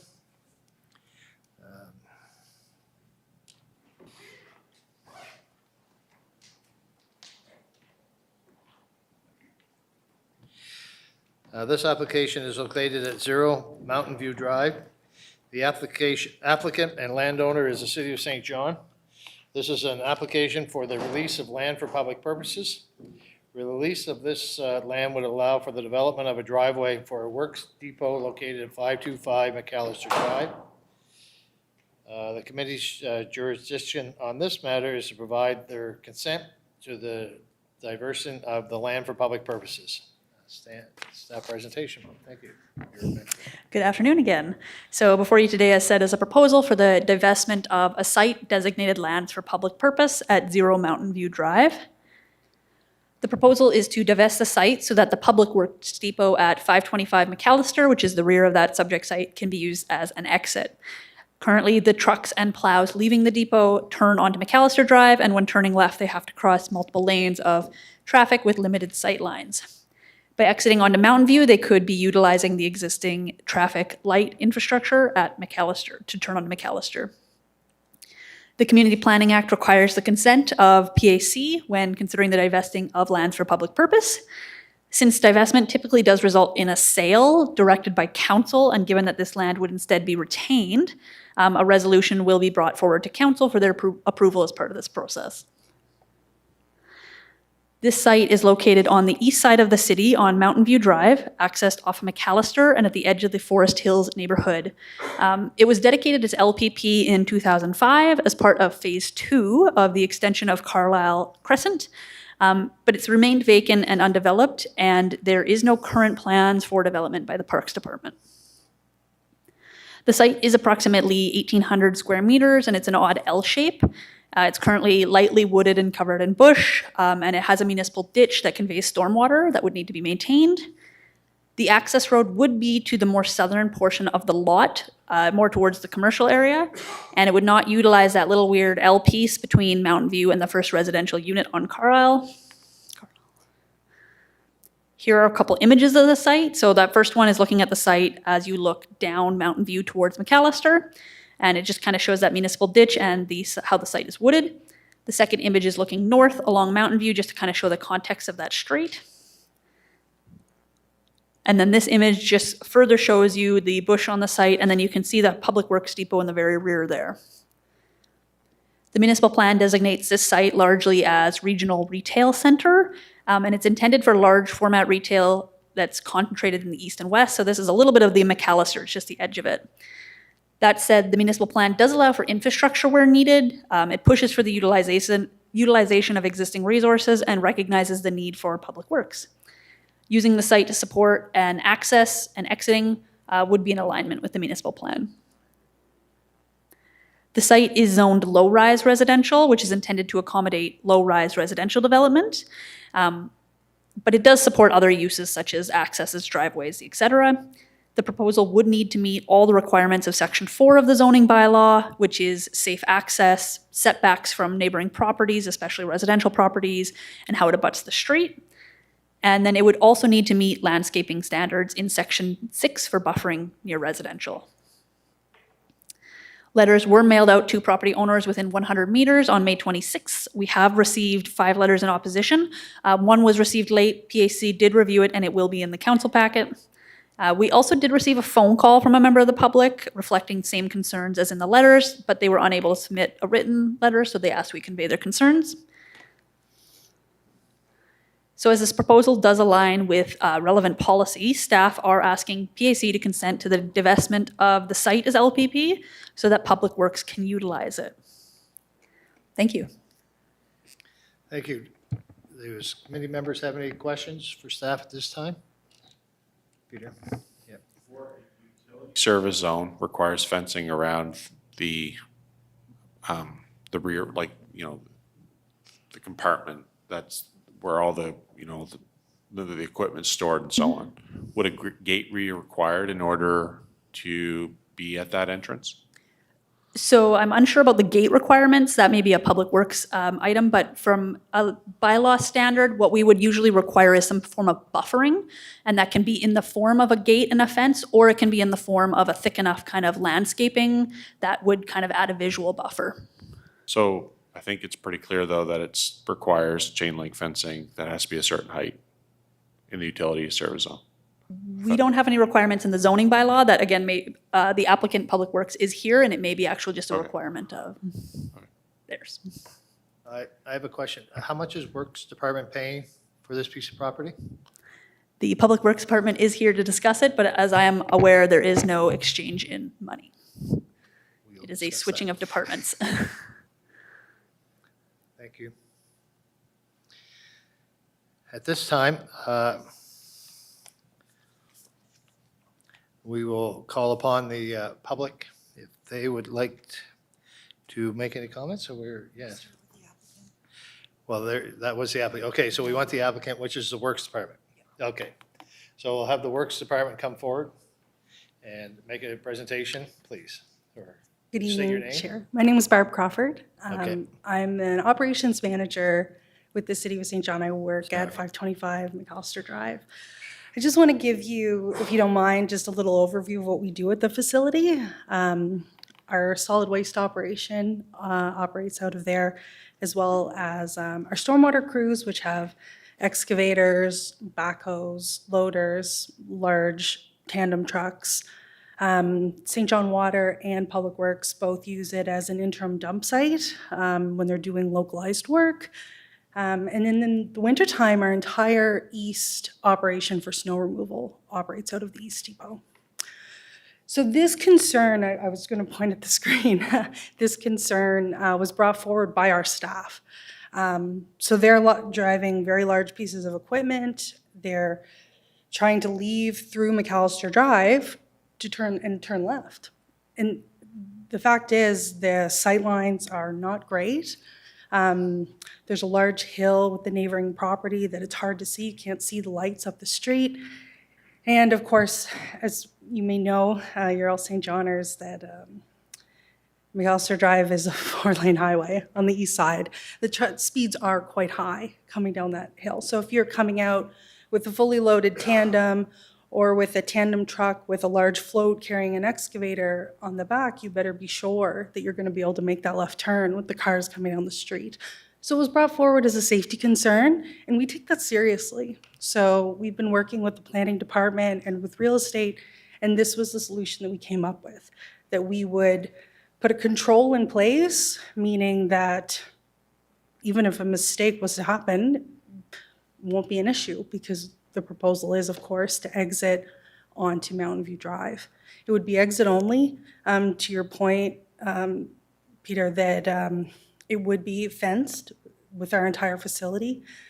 And the idea is, of course, that we can provide a safe opportunity for our operators. Thank you. Does anybody, committee members have questions? I have a question. Sure. How much are you paying for this piece of property? Well, we are the City of St. John, and Yeah. we'll be using City of St. John property for the exit, so Doesn't $0. give you the right to that piece of property. That's public, where we're at. Sure, and Partnership. if an amount was contemplated by PAC, it would of course be reviewed by our department. Okay, we'll discuss that. All right, anybody else have questions? Great. Yeah, we have a question from Jordan, thank you. Okay, yeah. Do we have like an image of what the driveways might look like, how wide it'll be, where it'll be on that piece of property? The sketch that I had provided the planning department was not detailed. We really haven't put our full engineered design together at this time, but it could be available for review. It needs to be a full road that's able to accommodate tandem trucks that are fully loaded, or wide enough that it can accommodate a full plow. Okay, and one follow-up question, how many vehicles per day do you think are exiting that? Yeah, great question. At the East Depot during summer operations, like I said, our entire solid waste operation works out of there, so less than 10 trucks that come in once a day and leave once a day.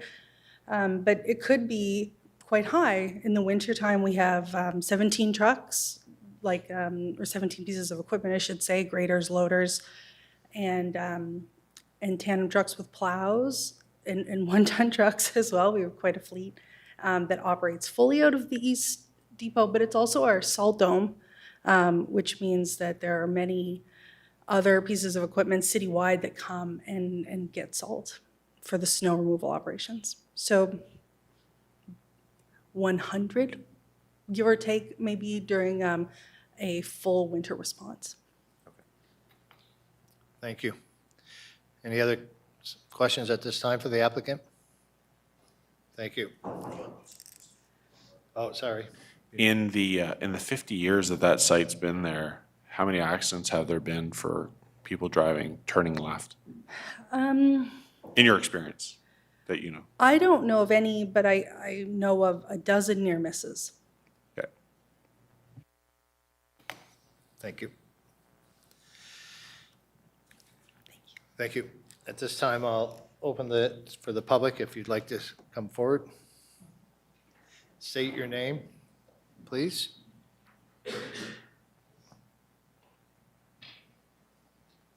Hi, my name is Mark Dale, and I live at 148 Carlisle Crescent. And thank you, Mr. Chairman and committee members, and thank you all for your service to the city. Appreciate it.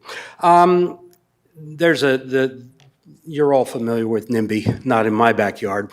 And it is literally in my backyard. If you look at the house right where the corner of that L is, that's my house. And the side of my house, I have a driveway. The developer that developed Carlisle Crescent, the Darling Construction, I bought that house from Darling Construction. That was their show home. My property line technically doesn't go to the street, but all the other property lines on the street do. But there is a ditch there, and next to the ditch is finished landscaping that I've put in. The developer first put it in, but I have improved that and put all sort of landscaping there. And so the piece directly along Mountain Road, or not Mountain Road, Mountain View Drive. I don't know what the purpose that the city has for that particular land. That is on the side of my home. But behind my home, we have a ditch that goes down, that's drainage ditch that continues, and that's necessary. But right now, the back of my yard, I look at just a wooded area. There are trees, there are bushes, and it's just a wooded area. My concern, primarily for myself only, and maybe my next door neighbor as well, is it affects our property value. By having a road of the city traffic of trucks driving up and down, our property value drops. My son-in-law is a realtor. He was just visiting me this past weekend, and he said, your property value is going to go down if they put that road in there. I don't know. Obviously, the city needs to do something. But one of my concerns when I first heard about this is this sounds like a problem that is being addressed in which there is no real problem. I am not aware, from the day that the works site was built, I've been around long enough that I remember when it first came to council whether we could put the City Works project there and put it in. The driveway was installed onto McAllister, and I do understand trying to make a left-hand turn there. And but to my knowledge, in all of the years that I've lived in this house for 14 years, but I've lived in Forest Hills since 1983. And so all of these years, I've never known of an accident that has happened right there. So it almost seems like a problem that isn't there, and we're trying to fix a problem that isn't a problem. I do have a solution, though, and I sent something to you, and you've probably all had a chance to read through it, and I've changed my opinion on one of the things that I've said. In the last number of days, I've spoken with 12 of my neighbors, and every single one of them has said no to this plan. Everyone, most of them on Coulter Street, which is just across the street from Mountain View, they look directly at it. And they are 100% against it. Now, at first, I was simply saying, move the driveway from right behind my house over to right next to the parking lot that's already existing just down there. And that would move it away, and I'd still have a little bit of a buffer area. And that land for public purpose serves a public purpose for us in that it's a bit of a barrier. But there are several other problems, and I've discussed it with my neighbors. And first is, the concern is traffic, truck traffic on Mountain View. Right now, traffic on Mountain View is, it is not heavy, but it's fast. People drive fast on Mountain View. I don't know why the city installed speed bumps about 50 feet away from a stop sign at the end of Mountain View before Mountain Road. It slows people down there, but through that whole thing, it's a drag strip. And there are motorcycles, and there, especially in summer, motorcycles and cars that'll race up and down that street. And it is a concern for any children in the area. The traffic, though, in the community, Coulter Street, they're concerned about these trucks coming in and out right in front of their backyards. They've all got, they have decks on their homes, and they're overlooking now would be city truck traffic. It's just an eyesore. And so there's the concern is noise. Even now, I will say, not so much in the summertime, because when the leaves come out and all of that green space is there, there's a buffer. In the winter, when the leaves are off, well, I've got full view of the City Works garage, and at all hours of the night, The trucks have to have the beep beep sound in order to back up. And all night long, salt trucks are beep, beep, beep, beep, beep, a lot of noise. Now, when we bought the house, I knew that was the case. So I bought the house knowing that, okay, got Public Works right there, and it's not a problem.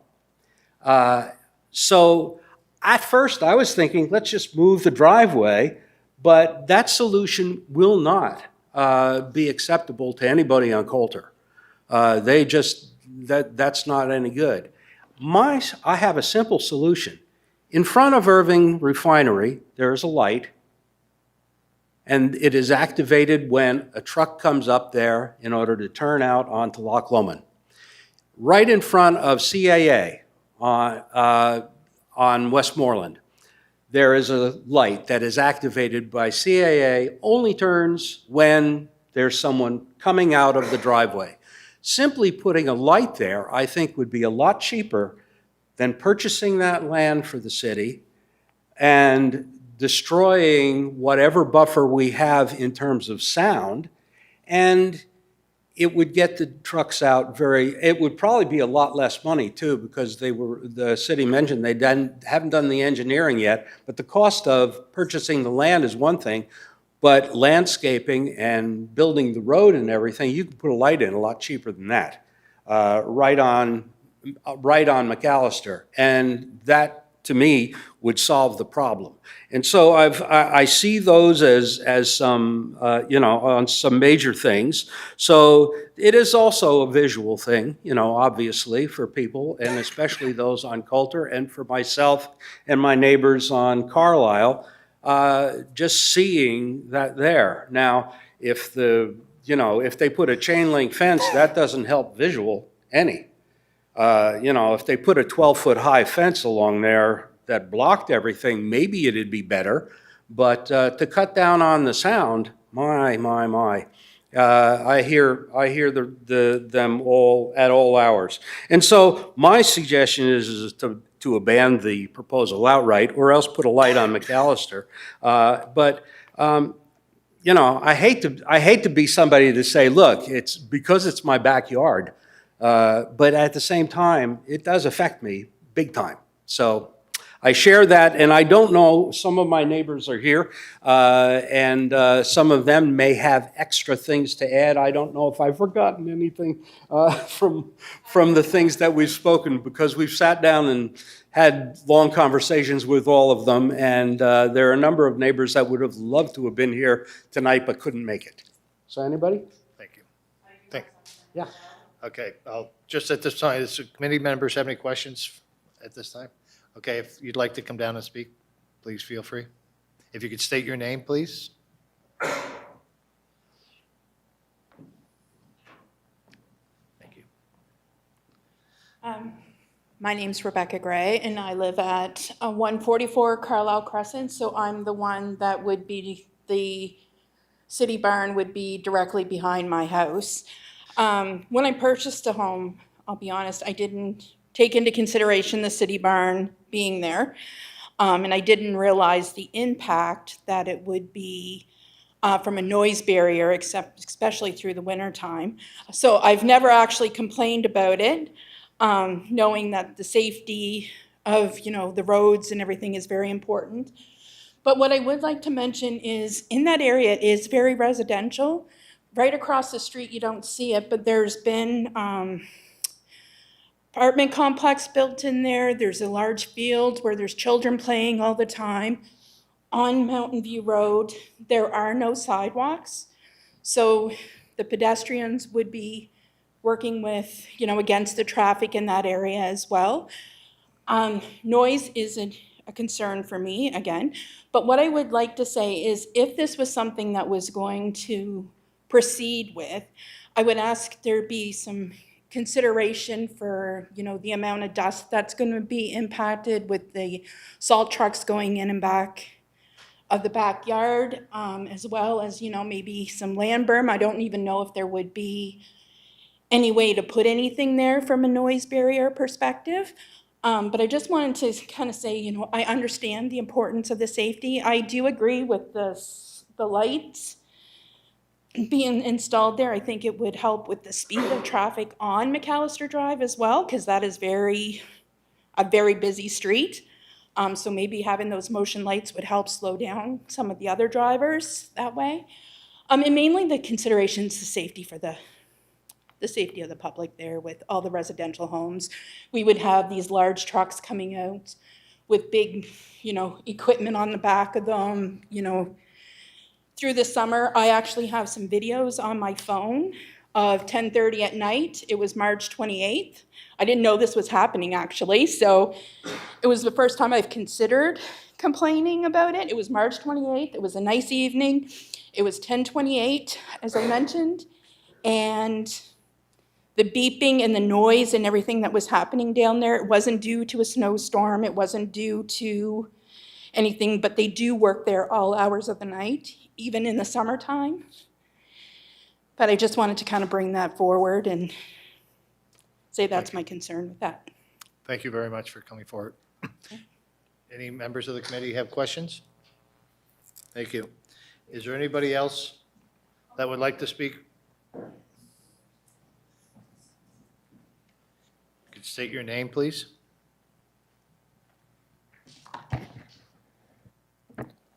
Good evening, everybody. My name is Naveen. I live in Coulter Street. My property is 27 Coulter Street. So me and my wife, Ashwini, we are both here. We are actually immigrants from India, and we are new to the country. We do not know most of the rules that you guys have here. So I have a couple of questions before I want to put forth my opinion. So my understanding is this particular piece of land is set aside by the city to use it for the people who are living in the neighborhood. Is that correct? Great, okay.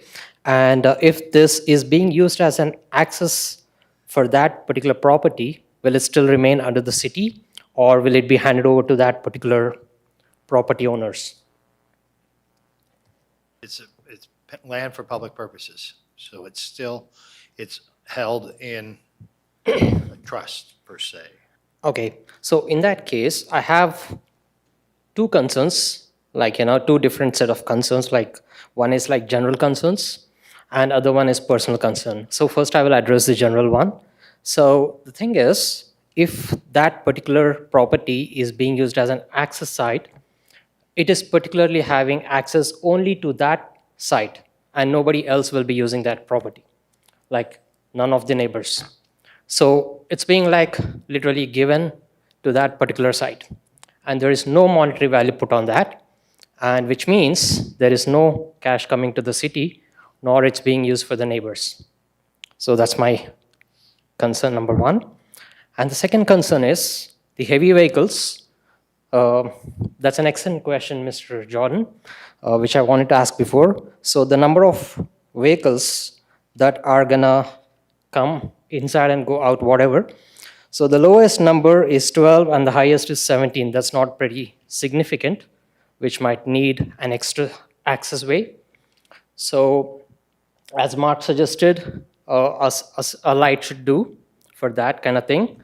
And also it is very good that will stop everybody who is going down the hill, will reduce their speed, because I see like everybody cruising at 70, 80. And if you talk to police, they say they have numerous cases stopping people over there on that particular stretch, like cruising around 70, 80, and 90, whatever. So that will literally stop the traffic like going at such speeds. So that's an excellent suggestion. And another thing is, if the heavy vehicles are gonna come onto the mountain road, there's gonna be a lot more sound, noise, dust, as my neighbor said. And another main concern is there are too many kids over there on that particular area, like, around the neighborhood. And if heavy vehicles are passing by, and if they are loaded, it will make it much more harder to stop if they are going at a certain speed. So that's another concern. And especially if people are kids and older people are using the path, like, as there is no sidewalk, it will make another major concern. And the road is basically designed for residential purpose, I believe. And if heavy vehicles are gonna use that road, it's gonna damage the road, and the city will have to do much more repairs very frequently, and we're gonna have to go through potholes all the time. That's another concern.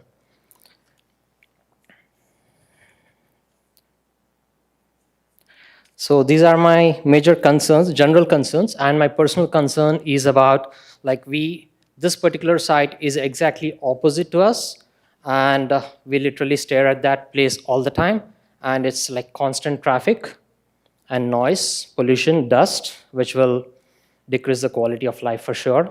And also, I'm also concerned about the property value.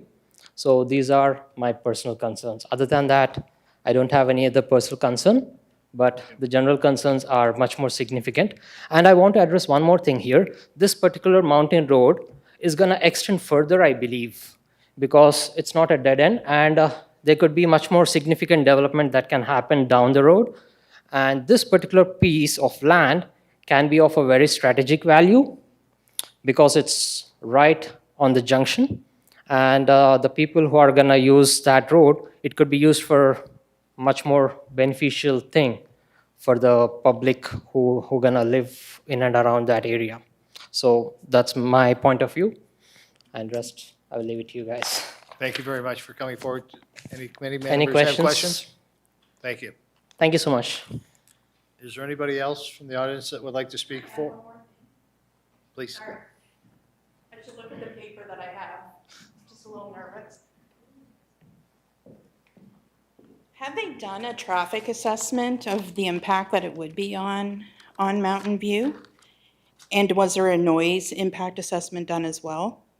Like, those are some of the things that we were kind of wondering, if you're having those trucks stopping in front of those residential homes. Now, for that, I would say my house is probably a little bit further down, so I wouldn't be impacted as much by that, but that would be one of the other concerns that I wanted to bring forth. And one other thing that was mentioned was it was bushes. There's actually a lot of mature trees there as well. Like, we're not talking that there's bushes and shrubs and just alders growing. There's actually mature trees that are there. And I do believe that whoever put them in, there are some evergreens and spruce that have been put there years ago that are actually just starting to develop. And again, I mentioned I do have videos of the noise and some of the stuff that happens. I didn't know how to upload it or send it. I don't know if anybody wants to That's fine. see that, but I just wanted to We know what a mention that. truck. Thank you. It's loud. Is there anybody else from the audience that would like to speak for or against this application? Second time, is there anybody from the audience that would like to speak for or against this application? Third and final time? Anybody like to speak for or against this application? At this time, would we like to bring the applicant back? Questions? Yes, please.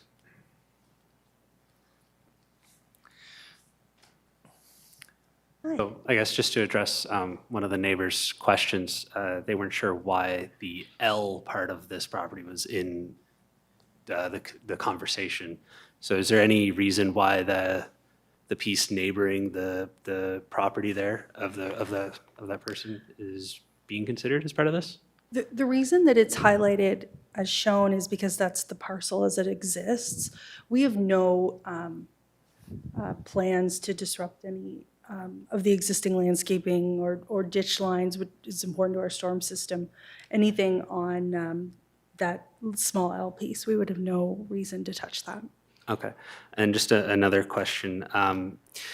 Is this road, I know the intent is to prevent safety issues, or well, to resolve safety issues by making a left turn out in McAllister.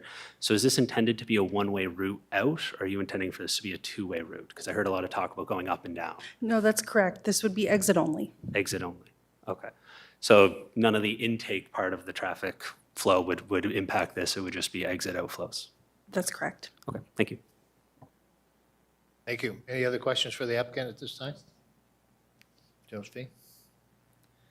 Thank you. So I remember Peter asked if you had any history of any accidents that might have happened in the past, and you said no, but you, of course, responded near misses.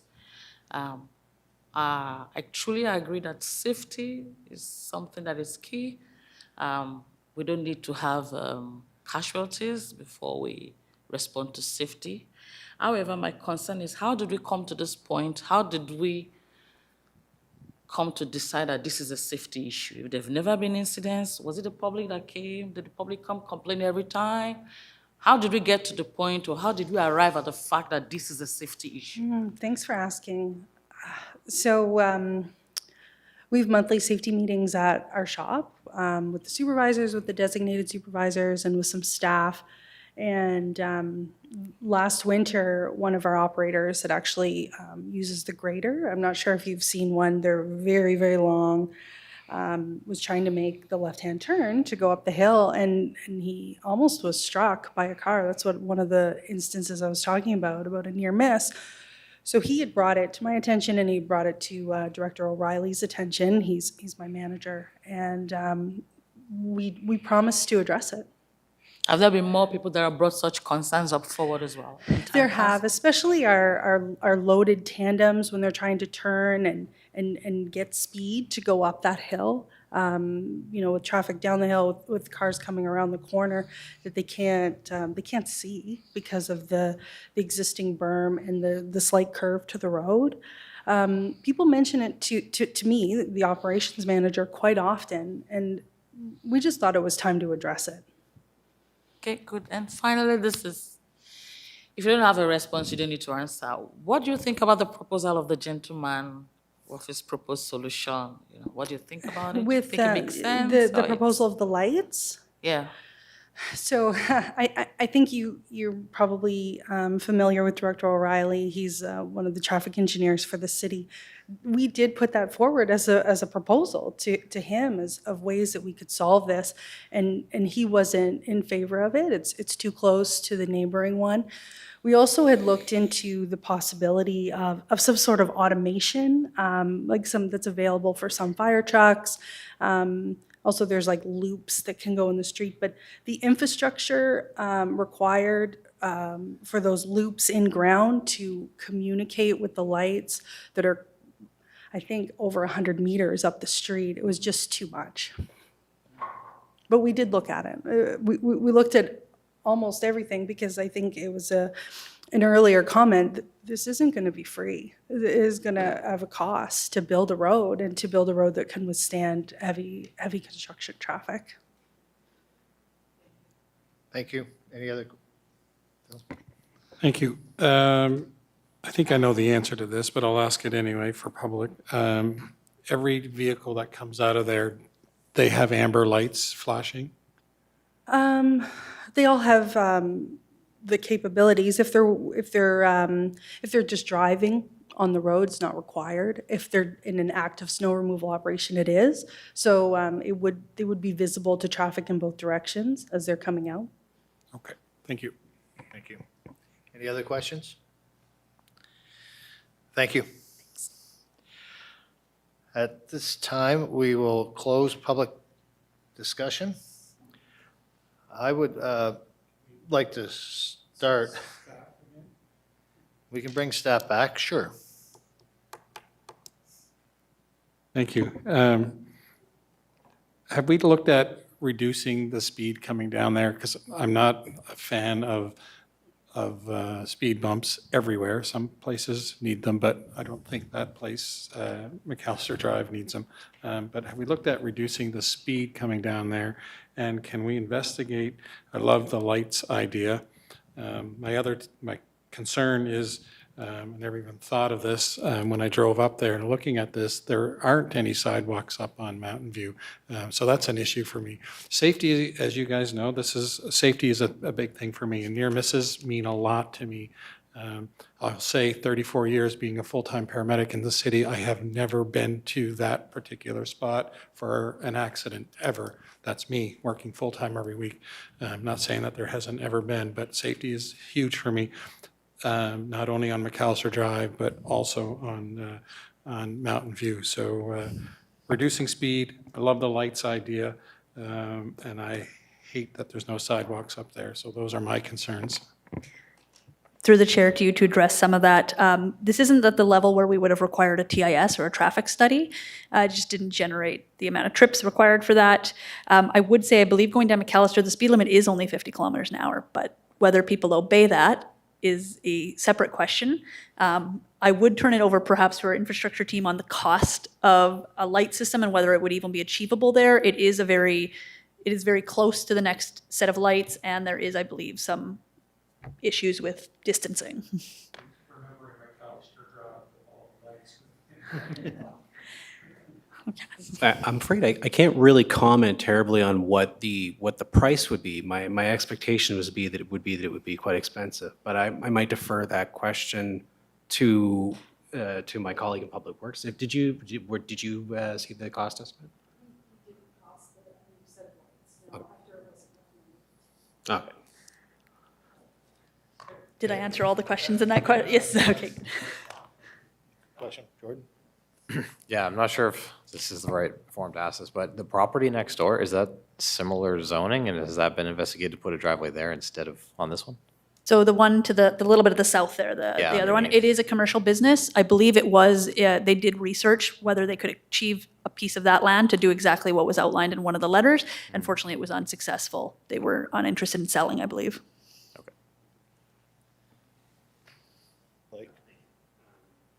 So just looking at the other side of the property, I mean, I know there's other truck depots down McAllister, and they're likely seeing similar situations, trying to make left turns. Is there any chance to look in that direction to see if there's an empty plot between some of the depots there to put in a road and lights and things like that in that direction? I could defer this to my colleagues as well, but from my understanding, there's massive slope issues. The further you get away from the Mountain View intersection, that would make it difficult for these large vehicles to exit safely as well without speed. But I will defer. Yeah, I will add that the existing driveway entrance to the Eastern Works Depot is on the inside of a curve. So the sight line for drivers that are making the left turning movement, they need to look to their left up Mount McAllister Drive. They can't because the street curves away. The sight line distance is less than 100 meters. It's not safe. Peter? Quick question. This is looking to acquire a piece of property that's considered for public use. It's owned by the city. Are you aware of other scenarios in recent where the city has acquired pieces of property from itself to reuse? I'm not purchasing, but you know what I mean, for its own purposes. I know that we've been here where we've gotten rid of excess land, we've sold them back for private usage, put another lot on, where we're actually, just using it for our own. It's not our own, it's for public use. So I could add some context to that. This is the first case in my memory. I've only been here a short time of 4 years. But there is a process in place for these purposes, and that's why we are here today. There is also right now the standing policy is that we have too many pieces of scattered LPP that are not appropriate for development. And the kind of direction from like Parks policy is to divest those, as there is no plans for their development for public use. At this current time, with it being wooded, it's not really usable by the public as well. I will be addressing that when we're having our discussion on the motion under the Community Planning Act. Is there any other questions for staff at this time? All right, so at this point, I'd like to just read a little bit or discuss a little bit about the Community Planning Act. I've spent way too much time on this particular item because the Planning Advisory Committee is really in charge of public lands. And it's very straightforward in not only the Provincial Community Planning Act, but also in the rules that the City of St. John has in regards to what the use of the land can be used for. And the money, that's why I've asked a number of times, the money for those sales of land goes into a trust or into a fund that is then used throughout the city for playgrounds, toward rinks, toward pickleball. It goes toward a number of different things. The fact that there is nothing in there that allows them to use it for a road or an exit. So I have very, very, very strong concerns about the way that we're using land for public purposes that is really not for, it's for the drivers of the trucks, and I totally understand what we're trying to do here and the safety and all the rest of that. But you're using land for public purposes for reasons that are not what the public property or public land is for. So as I read all this, and I'm sure this planning goes to read all this all the time, but it's got to be paid into a special account. And it's expended by council for acquiring recreational, and that's what it is most of the time, is for recreation. So when we do vote on this matter, I will be voting against it from the point of view is that I believe that this is not the way to be using land for public purposes. So that is my comments on this matter. We should have a motion, and I shouldn't have spoke before the motion, but we will need a motion, and I can't make it. So if somebody makes a motion. Yeah, I was just going to make a clarification that the request is to divest it of the LPP status, Yes. which would mean if it was divested of the LPP status, it would no longer be considered LPP, and then it could be used for other purposes. Right. Just semantics, but some clarification for what the process would look like as opposed to you approving a driveway on a piece of LPP. It would no longer be LPP. All right, I'm prepared to make a motion. I don't think safety, taking safety away from one road and moving it to another, I don't think that is our solution. So I guess I would suggest that we work together with city staff, city planning, with the Works Department, and come up with maybe some other, taking a look at what else is out there, whether it's reducing speed or whatever. So I'll make the motion that we don't accept staff recommendations on this. Do I have a seconder on that? I have a seconder.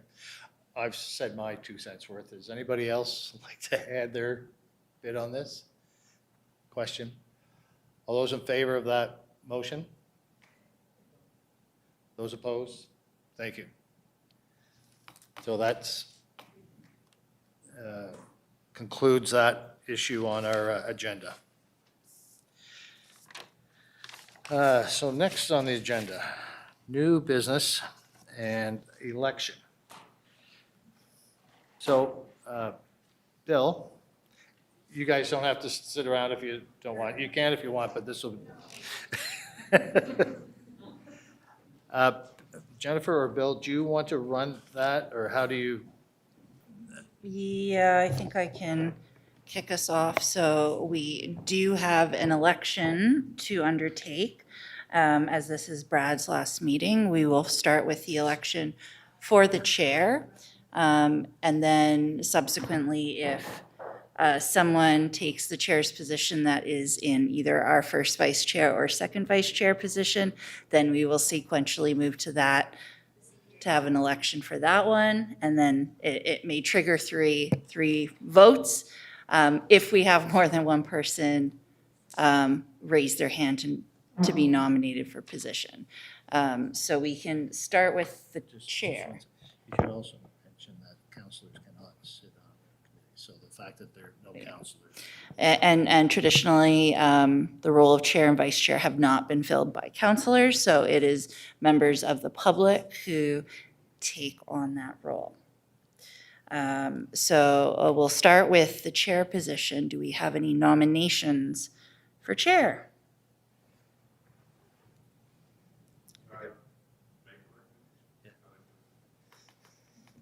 Yeah, same. Okay, we have a nomination of Phil. Are you willing to be nominated? I do. Sure. Okay, I'll do a second call. Anybody else? And a third call. Anybody else? So, congratulations, Phil. You've been acclaimed. Yes, good work. So this now essentially requires another election. As Phil was our first vice chair, we now need someone to fill the first vice chair position. It can't be Jordan. Jordan's leaving. And for everyone's reminder, Josephine is second vice chair. So the first vice chair, kind of like with beauty pageants, they take on the role of Miss America. If Miss America can no longer undertake her role and responsibilities. So in this case, the first vice chair chairs the meeting in the event that the chair is away. It does occur once in a while. Phil can attest me twice last year. Phil, you should be making a recommendation. Well, yes, because really there's the three that are here that are that would fill that position. Right. So, you can, to me, like, that's the way. Yeah, and so there's, the one option is the second vice chair could move into the first vice chair position, and then someone could go into second. So, She doesn't look like she wants. she's pretty new yeah. We don't really have a scenario I'll where. nominate Peter for first. Okay, are you comfortable with that, Peter? Okay, excellent. Do we have any other nominations? Third call. Anyone else? So my question is, how about the other delegates who are absent? They're not here. Yeah, Terry's not here. We have a new person coming next month, so you can't really, it's probably not fair to nominate someone who is not here to accept the nomination. But that being said, I called a couple times, nobody else put their hand up. So congratulations, Peter, on being first vice chair. Excellent, so that is our election. We now have a new position. Josephine is staying. Yes, and Josephine is staying as our second vice chair, so we are completely filled up. Good work. Do I get to make a motion, like for the last meeting? I make a motion to adjourn? I'd like to thank Brad for all his expertise and all his wisdom, all his dedication as chair for the last couple of years and being on PAC for 6 years. So we really appreciate, and we're going to miss you.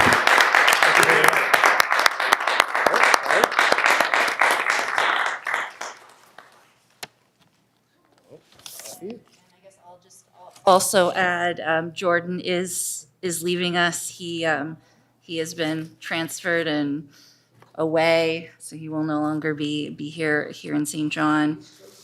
Yeah. So unfortunately, this is his last meeting, but we do appreciate him joining PAC and giving some time. Thank you, George. So, did I make a motion? Did we get a seconder? All those in favor of adjournment? Thank you. Wish you guys all the best. Thank you very much for the beautiful mug.